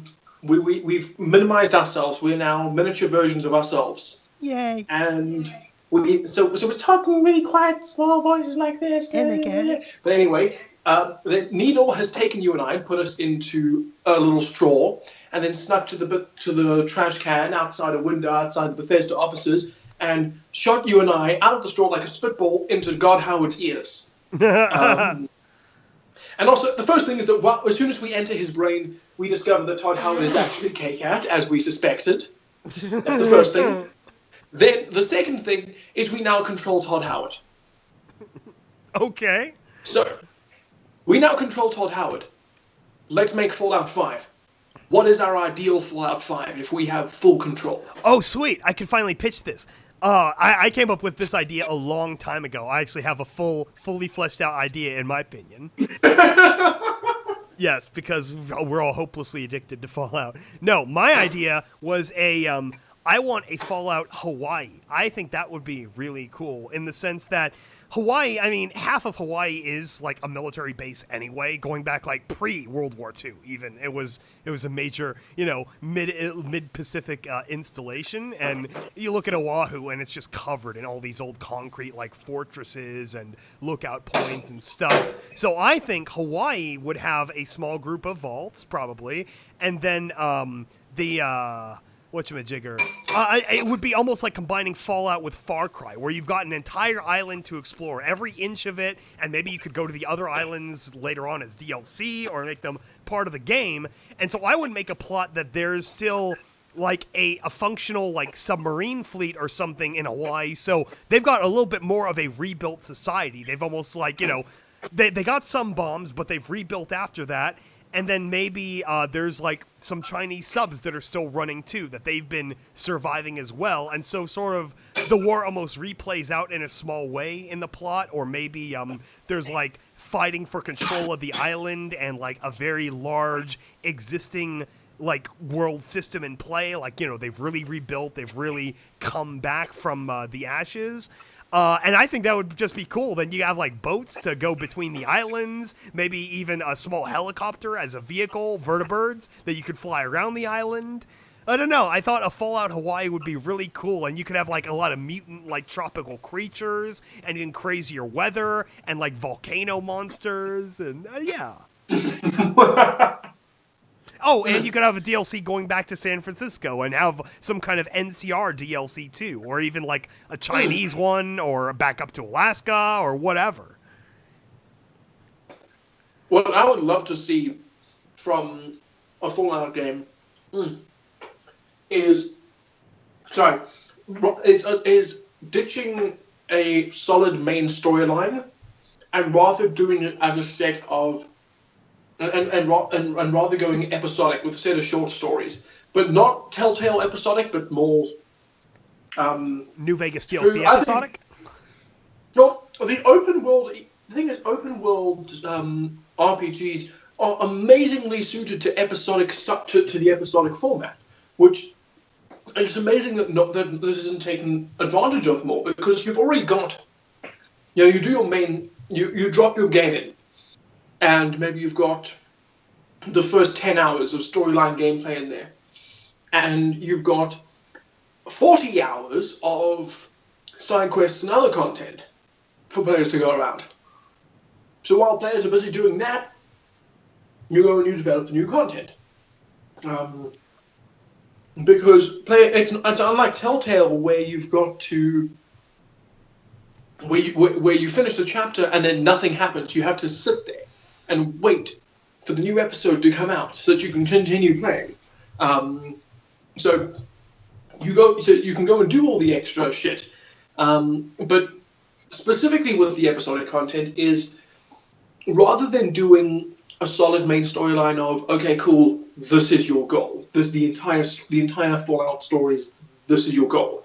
Instead, do an extended version of the side quests of Fallout short stories. Where while you keep the same characters and your same companions, you have by the end of that episode, unless of course you want to do a two-parter at some point, by the end of that episode, you've completed that story, you've completed that goal, and you're now and the story becomes less about trying to achieve this goal and more about your relationship with the wasteland and your relationship with your companions. Almost like an MMO sort of approach, like. Well, yeah, because I think I like the MMO format, the way they do stories. I think, especially in the Old Republic. Not so much in World of Warcraft. Almost not entirely. Nothing like World of Warcraft. The Old Republic does it incredibly well now, kind of, but they still keep a main solid storyline as opposed to short stories. Almost in the way that, like, so The Witcher 3, for example, it's various stages of the game were broken up into short stories with an overarching goal hanging above you, kind of like that, where except now your overarching goal isn't to defeat the bad guy or find this person, it's just to get to know your companions, to look to make this another piece of survival. Maybe each short story, or maybe you have another thing like your settlement system, except you only have one fucking settlement instead of a whole bunch of them. And when you complete this, your short stories are all related to that. It's doing a favor for this dude, and this dude will send over his resources to help you build your settlement, and your settlement gets built up in wackier and weirder ways, rather than just I think that that if I was to pitch a Fallout game, it would be short stories with episodic content as opposed to the way they're currently doing it. I think it could be interesting. Neat. For my Fallout Hawaii, I would have 5 full story DLC. One DLC, at least one DLC, would be back to California somehow, like setting up maybe a trade route with a functional, slightly in the future NCR. Maybe we're in like 2315 or something. One of them would be possibly establishing contact with like maybe Hong Kong. Let's say Hong Kong stayed British, so you have sort of a British, sort of Chinese like combination there, and so you could interact with like the Chinese survivors of the war and a little bit of other international survivors in Hong Kong, or maybe yeah, I think that would be perfect, something like that. And then I'd have a DLC maybe all the way down to Guam, where you'd have to go there because there's some mysterious base there, because it's also a major U.S. military installation. And Oh yeah. yeah, no, I think that would be really sweet. And then also at least one DLC would be a full like almost like SimCity, Sim Civilization, where I always thought that would be great with Fallout New Vegas is if you went with the Yes Man ending, then after that you run your state, you run your wasteland and Capistan. That would be freaking awesome. Oh god, that would actually be quite fun. Which is kind of what they're doing with the settlements in Fallout 4, but I'm talking like next level. I'm talking you're running the whole freaking island, you know. So I'm sitting in my room now. I've just been going through some old stuff, and I came through something that has that out of the weirder, out of context things to say. I have a birthday card from a child pornographer. What? Wait, at what point were you given this? Is this when you were a child? Did you know this person? The more questions it raises, the better the better the statement is. Oh my gosh. Okay, no, so I received this last year. A person vaguely close to me, but not completely close to me, let's say friend of the family. It's not a friend of the family, but I'm just going to do that. Ended up in prison for fraud. I think she embezzled 1.2 million from her company by the time she was caught, and has been in prison for several years now.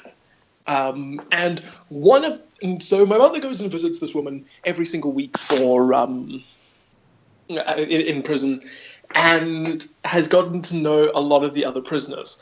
And one of them is a child pornographer. Oh my gosh. Who her family fell on hard times, so she filmed her daughter in the bath. She filmed her, like, I think 7-year-old daughter in the bath. The daughter didn't know, and the daughter, nothing physically happened to the daughter. It was just, but that's and it still wasn't just like a home movie thing, just for the family, like kind of cute, or it was. Oh no! She specifically filmed it for. She specifically filmed footage of her daughter in the bath so that she could distribute it online to child pornographers. Yeah, no, I'm not defending this woman in any way. And so that because they fell on hard times, and this was the decision she made, which was a stupid fucking decision. But anyway, gosh. So she landed up in prison and has been there for a few years now. Apparently, she's a very nice lady, and she made me a birthday card. Okay. It was a PG card, right? She didn't include any of her work in it? Oh, God. Thank God she did not. There was no child porn. If you're reduced to resorting to the first profession, why would you involve your daughter? I mean, couldn't she have just, like, prostituted herself? Like, why, if you're reduced to that point anyway, do you think that would be at least a little bit more, more reputable than doing that for your own family? That's like, damn it. Yeah, no, what she did was just not. At that point, rather prostitute yourself. At the very least, you get laid. Should we go back? Should we go back to the chat questions? What about places that'll be safe from the fallout radiation, like New Zealand? Well, then you'd have to play a game in New Zealand, and I mean, it's New Zealand. The accents would just drive you crazy, and you'd want to kill everyone. So, I mean, playing a Fallout game in New Zealand would basically be just repeating the Megaton quest on Fallout 3 over and over again in every location, because fuck that country. That might be a no good. That might be a good DLC for my Fallout Hawaii, but that's about it. Vietnam, fuck, that would be cool. Oh my god. Someone in the comments just said Vietnam. That would be awesome. Scrolling up a little bit for the questions. What do you eat for breakfast? I'm not a big breakfast person. I usually just have coffee and then a small tuna like Lunchable pack. With me, it goes anywhere between oats and a sandwich. I do quick snack in the morning. That's it. Fallout Florida. Coffee is- Hula power coffee is armor. good. I know, right? You could have like hula power armor like dance or whatever. That would be sweet. Well, I'd love to see a post-apocalyptic game set in South Africa, like in Joburg, because because the first thing is that we've got all of our various. You've got the parks and the reservations where you've got the lions and shit like that. Just wait for the next Neil Blomkamp movie. But then you've also got things like the fact that so South Africa is already a pretty walled community. I have fucking gigantic ass walls keeping my house isolated. Every house does. This is in Johannesburg? Yeah. But it's not just Johannesburg. A lot of Durban has it as well, though not as much. Cape Town has it. This is like a natural thing in South Africa. What? And Kapistan. Everyone has their private city-states. Yeah, exactly. But that's just because if you not having it living in Joburg and having low walls is stupid. We have a very, very high crime rate. So that already gives you an interesting. That already gives you an interesting dynamic with a Fallout game because because a lot of the houses, assuming that they weren't too devastated by the bombings, would have walls, which means you'd have a lot more. You would have a lot more survivors. Natural structures. Yeah, exactly. Interesting. Whereas our architecture is obviously not as strongly built or as well maintained. So you'd have the taller buildings in the cities would be completely fucked, which means you'd have a lot more rubble down there. And the inner city is already pretty fucked as it is. And the thing is, we've already got, if you go look in a lot of the communities down there, they are already they would thrive in a post-apocalyptic wasteland because they'd be the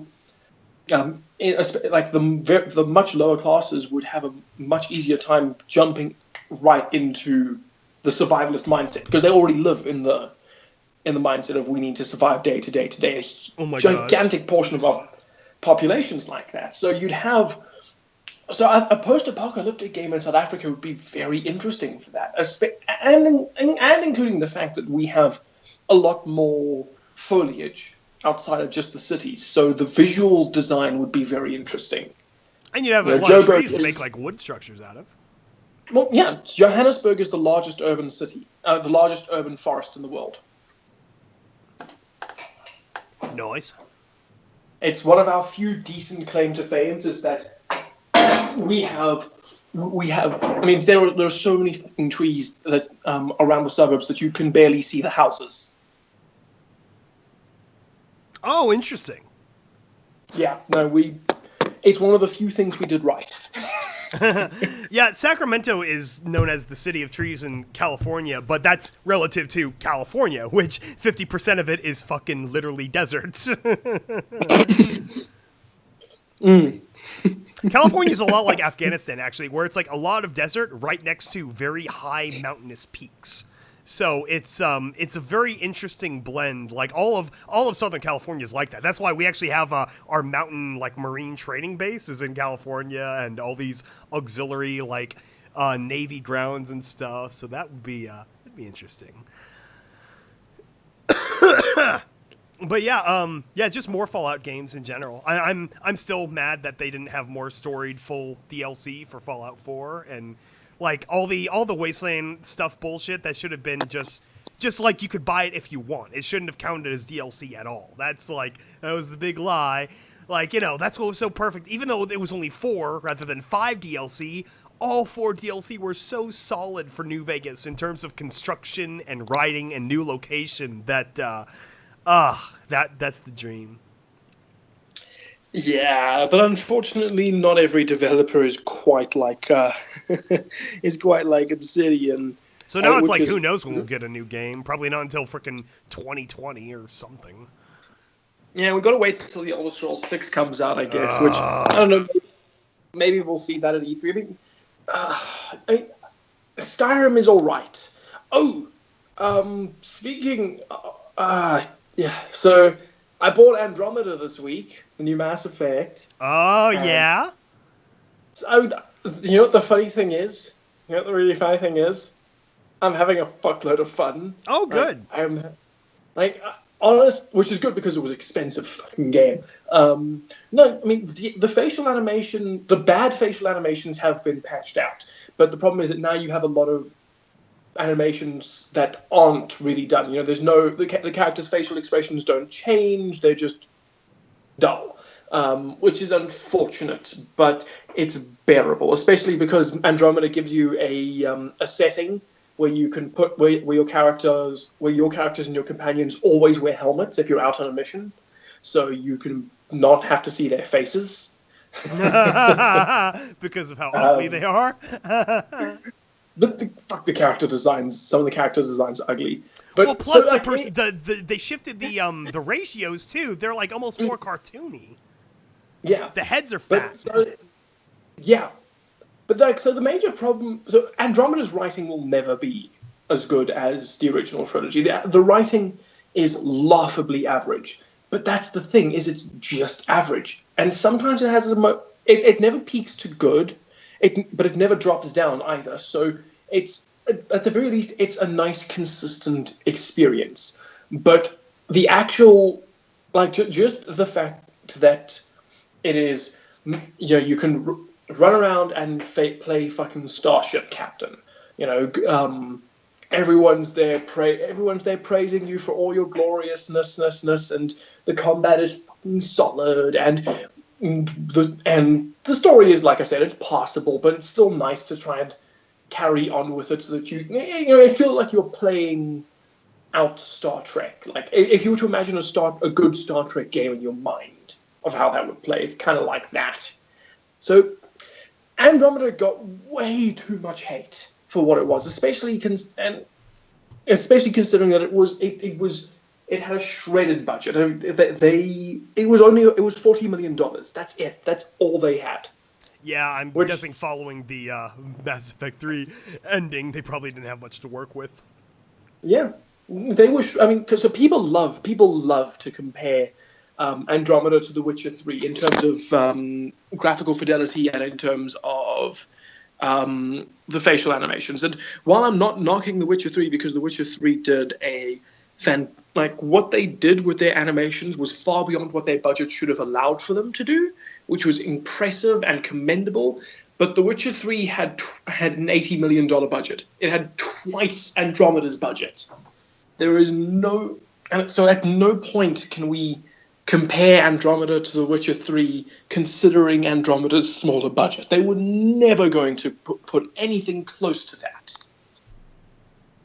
For me, the best part of Andromeda was the trailer showed me the human song, and so I download the human song, and that's about it. It's my entire experience with the game besides the hatred. They fucked up the most important part of the game, though. Well, kind of. The game. What was that?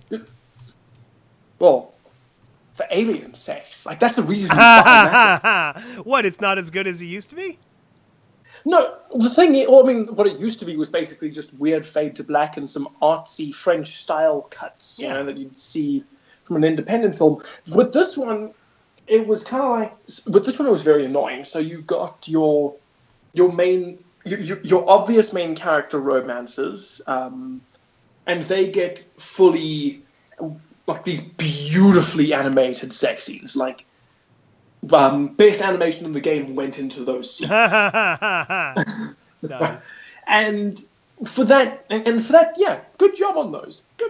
They're not particularly creative or endearing, but good job on those. When it's all missionary. But the problem is that exists for three scenes in the entire game, and it's annoying because there are I think there are like 10 romanceable characters and so from all the others, it just fades to black. You don't even get the weird artsy shit that they used to do in old Mass Effect. No, now it just fades to black. Oh, that's kind of a letdown. Yeah, it's incredibly lazy, which is just annoying because, well, I mean, when you play a game with the romance, one of the things you expect is the payoff, and that's not just that. And the thing is that is the payoff in a romance. And kind of so it's frustrating there, where they could have put in more effort onto some of those, but it's not like it's a deal breaker because it's a half-minute scene in a 90-hour game. You know what? Who did that perfectly? I think was the original Terminator movie when it showed the Kyle Reese making it happen. That I feel like that was perfectly edited for what it had to show. Fuck, I love that original Terminator movie. I always loved the story about the fact that it was a guerrilla film. They did not have permission to shoot on. They did not have permission to shoot on the locations they did. So the director was basically just like, no, it's just a student film I'm helping my son with, and they distract the cops while they finish the shot. How awesome is that? I love that. I absolutely adore that story. I tell it at every available opportunity. Someone brings up Terminator 1 and it's kind of like, oh my god, did you hear this story about the guerrilla shooting? What, you mean Harambe? God damn it. As it came out of my mouth, I realized what you were going to say. Yep. And I was really hoping that you weren't. Too late. My dick's always out. Dick's out for Harambe. We're still Every doing podcast, this. Dick is out. Today it's for Harambe. Fucking good. Oh my god, Oakheart is here? Oh my god, Oakheart's here. I've been here for God knows how goddamn long. I've been in the chat. Oh my god. Do you want to weigh in on, I don't know, British Fallout? What you want to describe to us what your British Fallout game would be?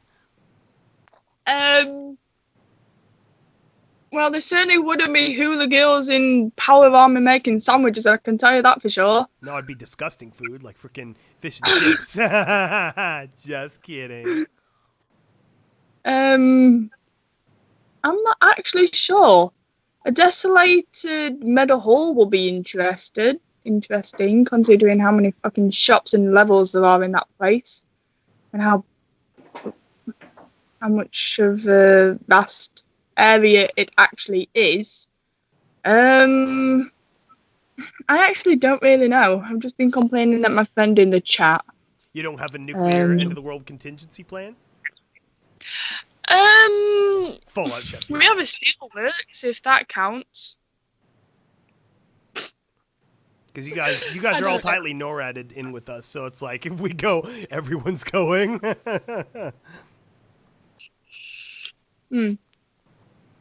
No idea.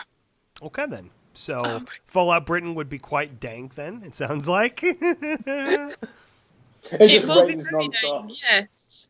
Extremely dang. Wait, Fallout Britain, just it'd be everyone, even the raiders are exceedingly polite to you. Good day, sir. Are you alright if I take your bottle caps along with your life? I hope you don't mind. I'm just going to insert this blade so far into your chest you probably won't even feel it for 5 seconds afterwards. Instead of raiders, they call them chodes. Oh no, it's the chodes! That would be good banter, though. That'd be very fun for writing as you mix in some like British like sitcom humor in the back and forth conversations. Yeah. That would actually be absolutely fantastic. I'd watch the fuck out of that. You have like maybe a frozen head Winston Churchill as the as the main character, as sort of President Eden kind of character. God! Oh yes, so you've got so brought back to life like the head in the jars from Futurama. That could be fun. They put him on like a robot, like the Robo Hitler from Wolfenstein. Evan Stocker has asked a new question. Oh shit! I gotta look back at that. This question is for all y'all.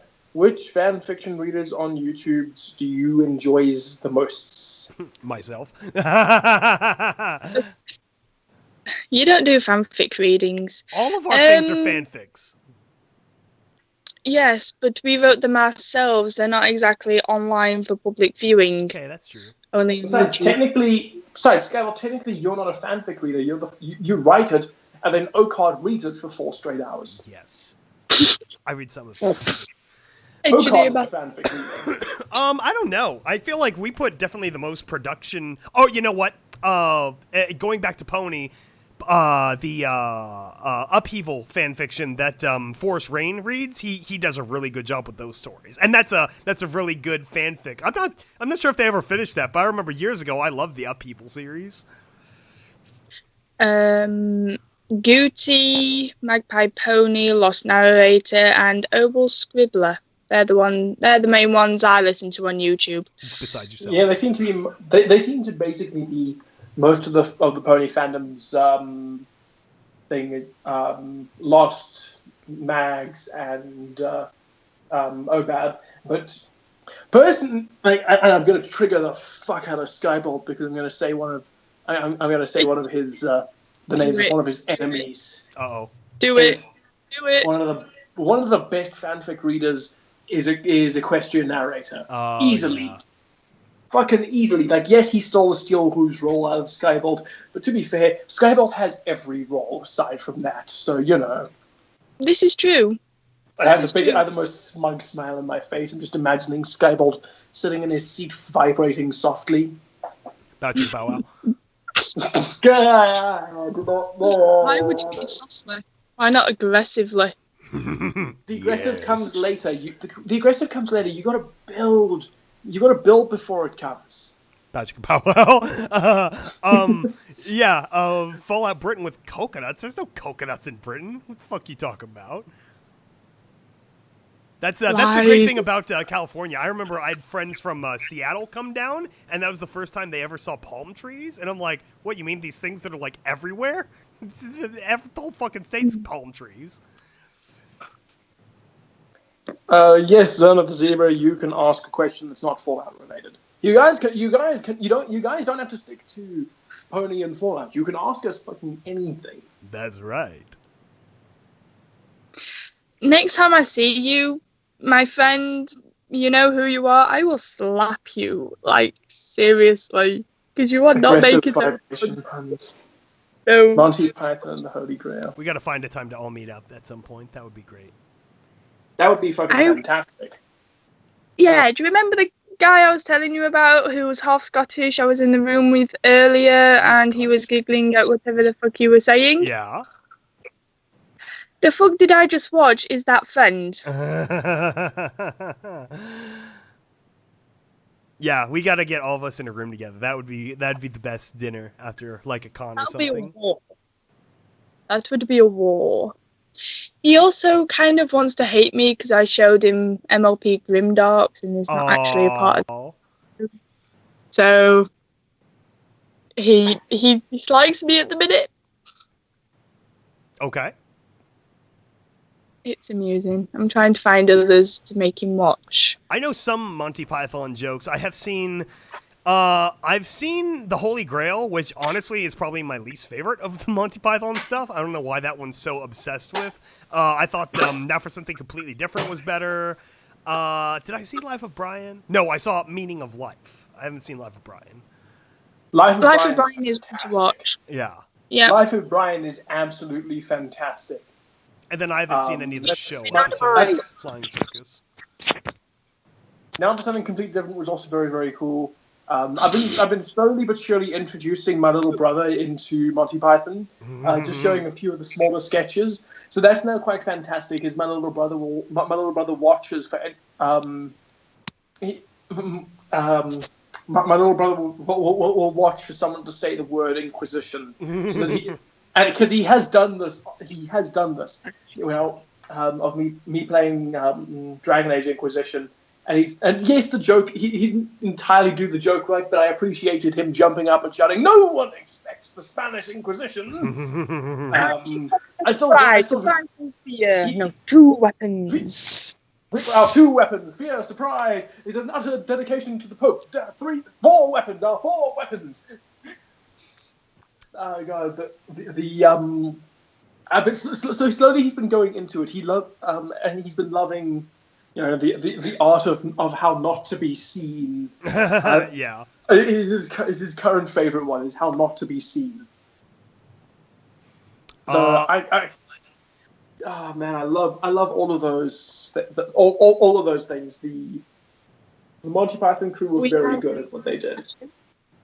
Okay, all of us, I guess. Favorite anime and why? Oh wow! So, Cart, you want to go first? To start a war.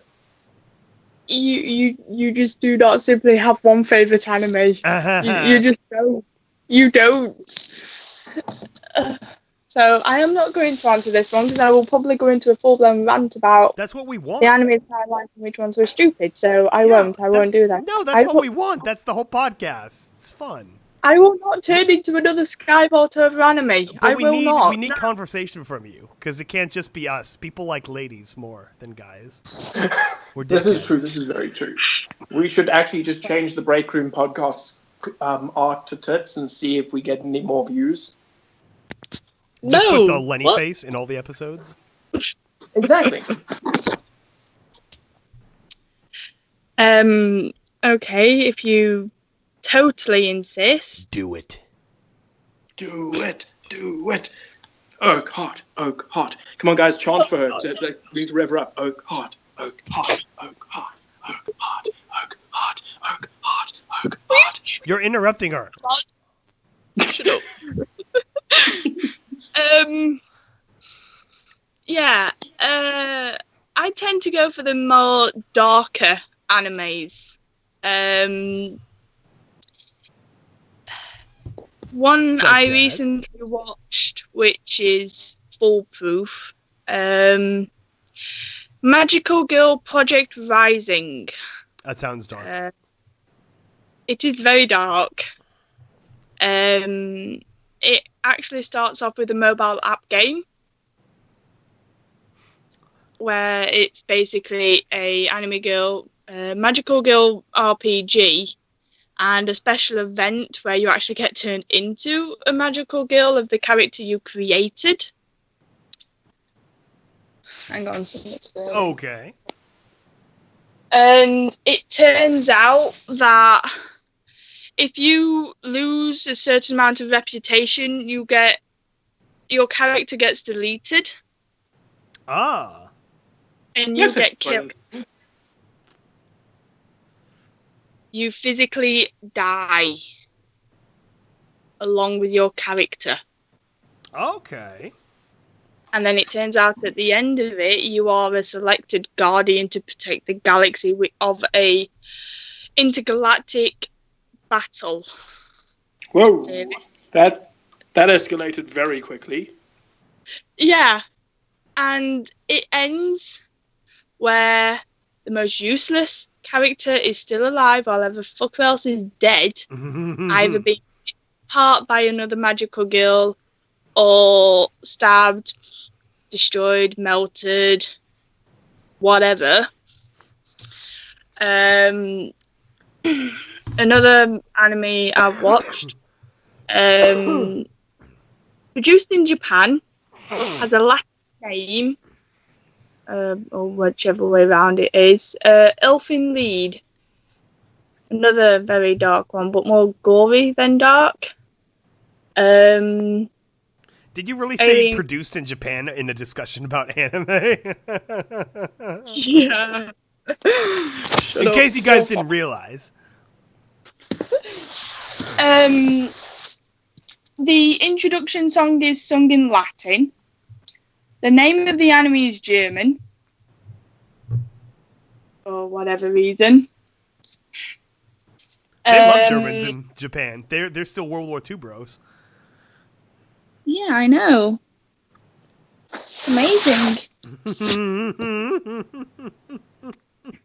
Go on. So that's another dark one. So you've got these alien creatures with vectors, which protrude from their back and rip things apart, which aren't technically visible to the naked eye. Don't watch if you do not have a strong stomach. I could just name a couple of others which are worth watching, if you wish, because I feel like I'm taking over here. Yeah, go crazy. God, don't. I'll only go crazy if there's fire involved. You know this, Skybolt. Fire lesbians. Fuck off.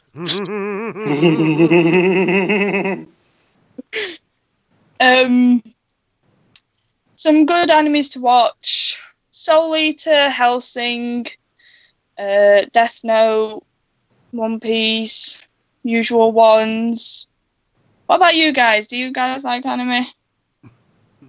No. Yes, Oh my of God. course, we're all freaking weebs. It's like, you know, it's all the culture. Yeah. I was raised on the, American anime invasion in like the late 80s, early 90s when it was all like really hitting our shores with Dragon Ball and Pokemon and Digimon. So I freaking loved all those growing up. I still love Digimon, even the movie. I know it's way off from the original movies, but I love the American Digimon movie. It's got the great ska music, which I love ska, frankly, only because of that movie. And then growing up, becoming more, more cultured with my freaking, my Chinese cartoons is the, I'm sort of a pleb in terms of anime. It's like a lot of the really common stuff. And so it's like I just rewatched the final season or so of Full Metal Alchemist Brotherhood, which was basically as soon as General Olivier Armstrong steps onto the Pictures scene, up, yeah. up until the She's- very end, because she is oh my gosh, I would let her dominate me whenever she wanted. Yes. Okay, we have just confirmed one of Skybolt's fetishes. But being I dominated did. by a fictional character. But I did. I did watch the original back before Brotherhood was even a thing, so that goes back to that. I got into Attack on Titan the last couple years, so that's been fun. I like Attack on Titan. It's I think it's neat anyway. I'm not looking for super complex, super overly, crazy writing. I think it's a great, storytelling with just this distant force and mysterious, and then little by little they're introducing more plot twists into what's going on with them Titans. So, I'm sorry, what? season 2 has been confirmed. Yeah, I'm watching season 2 right now. It's they have to get on with the dub though. There's no reason why they can't do the dub almost immediately as they're doing the original voicing, I mean, they really need to catch up with that, because I'm sorry, I'm very rare in this quality, but there's no reason to watch a sub if there is a dub available. Even if the dub is a little bit less than, unless they like drastically change the music or effects or something, it's like you want to listen in your own tongue, your own language, because I want to pay attention to the visuals. And so it's like if I'm reading the damn words at the bottom because I actually care about the plot, you can't pay attention to all the visuals. And anime is like one of the last vestiges of solid 2D animation. I'm so sick of the damn Shrek Disney princess. Well, that's the thing. Disney, they absorbed the Pixar and the Shrek animation, so no, everything's the 3D bubblehead people, and I'm so sick of that. I miss 2D animation so bad. So Yeah, which is why Japanese animation and Tamua in Ireland, that's like the last vestiges. Those they're our only hope. Exactly, and I'm so mad, and they're working on programs that they can make that easier and faster than, because that's the big draw of the 3D is you could just play with models and stuff, but it's not the same. And so, of course, then the classic movies like Akira and the original Ghost in the Shell are still some of the best visually, and the bright colors and the, the cyberpunk. I love that kind of stuff. Yeah, absolutely. I'm probably the most novice of the three of us in terms of anime, because the problem is I've always had a lot of trouble getting into it. So, because when that first happened, yes, pretty much everyone our age, I grew up on Dragon Ball and fucking loved it, and my parents hated it, and that was also, which then in turn made me love it even more. But going beyond that, there was, my first introduction was Killer Kill, which I hated. I absolutely hated the dialogue, and then immediately proceeded Kill to la give Kill's up on obviously anime. not made for the dialogue. No, it's definitely not made for its dialogue. But then it was just too expository. And then a friend of mine suggested, okay, cool, well, you want some really good story, really good writing? Here's Full Metal Alchemist Brotherhood. And that was my first real introduction. I burned through that in a week, and it was like, oh my god. Problem is, I've never really taken many steps beyond that. I tried Blue Exorcist, but I never really enjoyed it. I did Death Note because that it's kind of like with Breaking Bad, where it's required viewing. You have to watch it. If you want to vaguely claim to be a part of that community, you have to watch certain things. I tried Attack on Titan. I hated Attack on Titan so goddamn much. Like.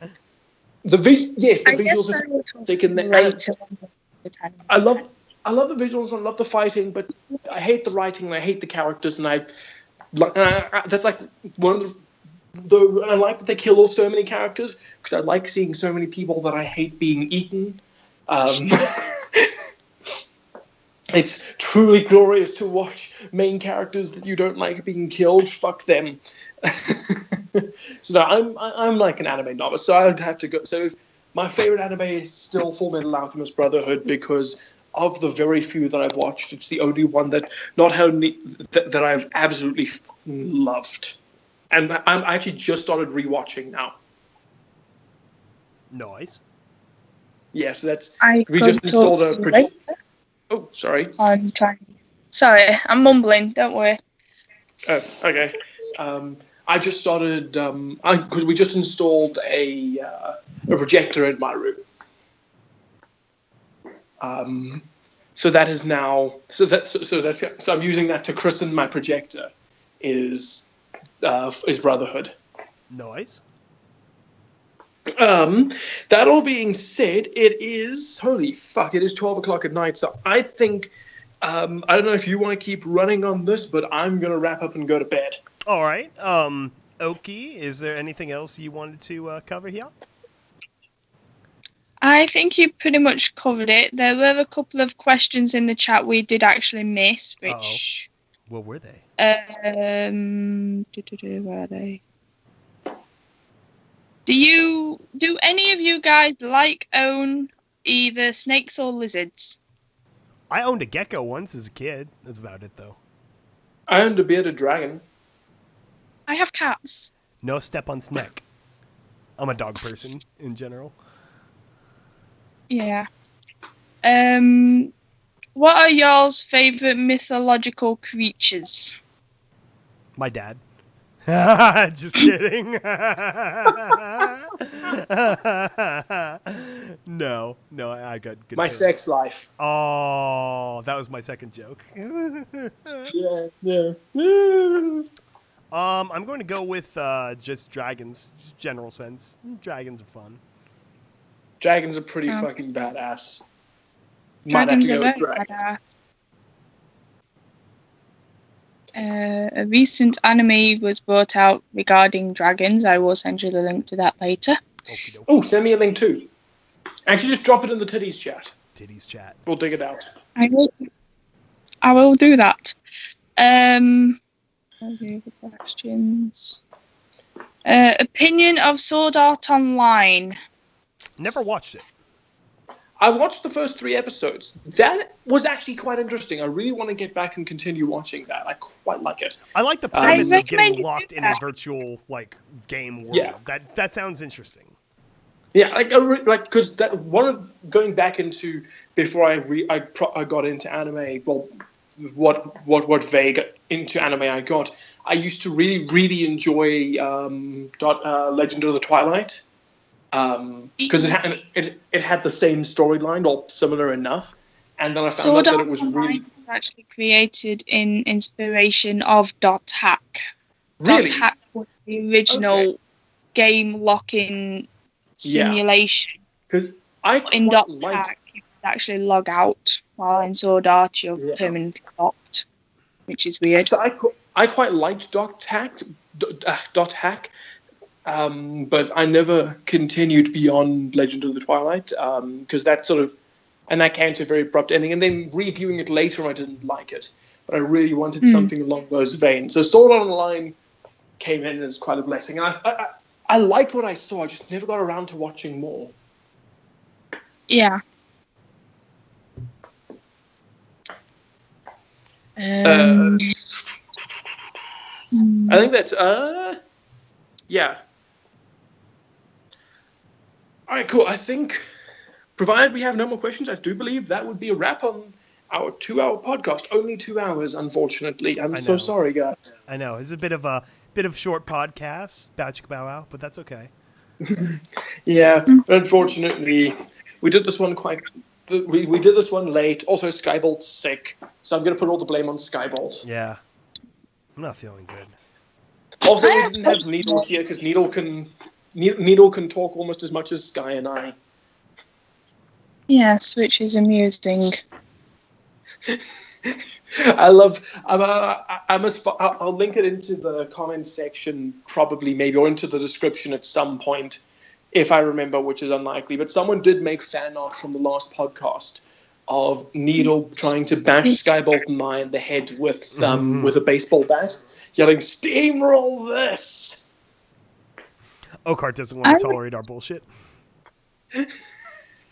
I will not make any of you a goddamn sandwich. In fact, I will never make you guys a sandwich because you know how to make a sandwich. At least I hope you know how to make a sandwich. Oh, turkey and roast beef, please. That'd be great. Oh, trust me, Oakheart, it's in your genes. It's in your blood. You know how to make a sandwich. Okay, it's an evolution thing. Let me ask you this. Why is it that women live longer than guys and males? Because guys you know do how all to the make work. Because the kitchen is where the knives are kept. Oh, that's a good one. I bet it's because women keep poisoning our sandwiches. Good banter.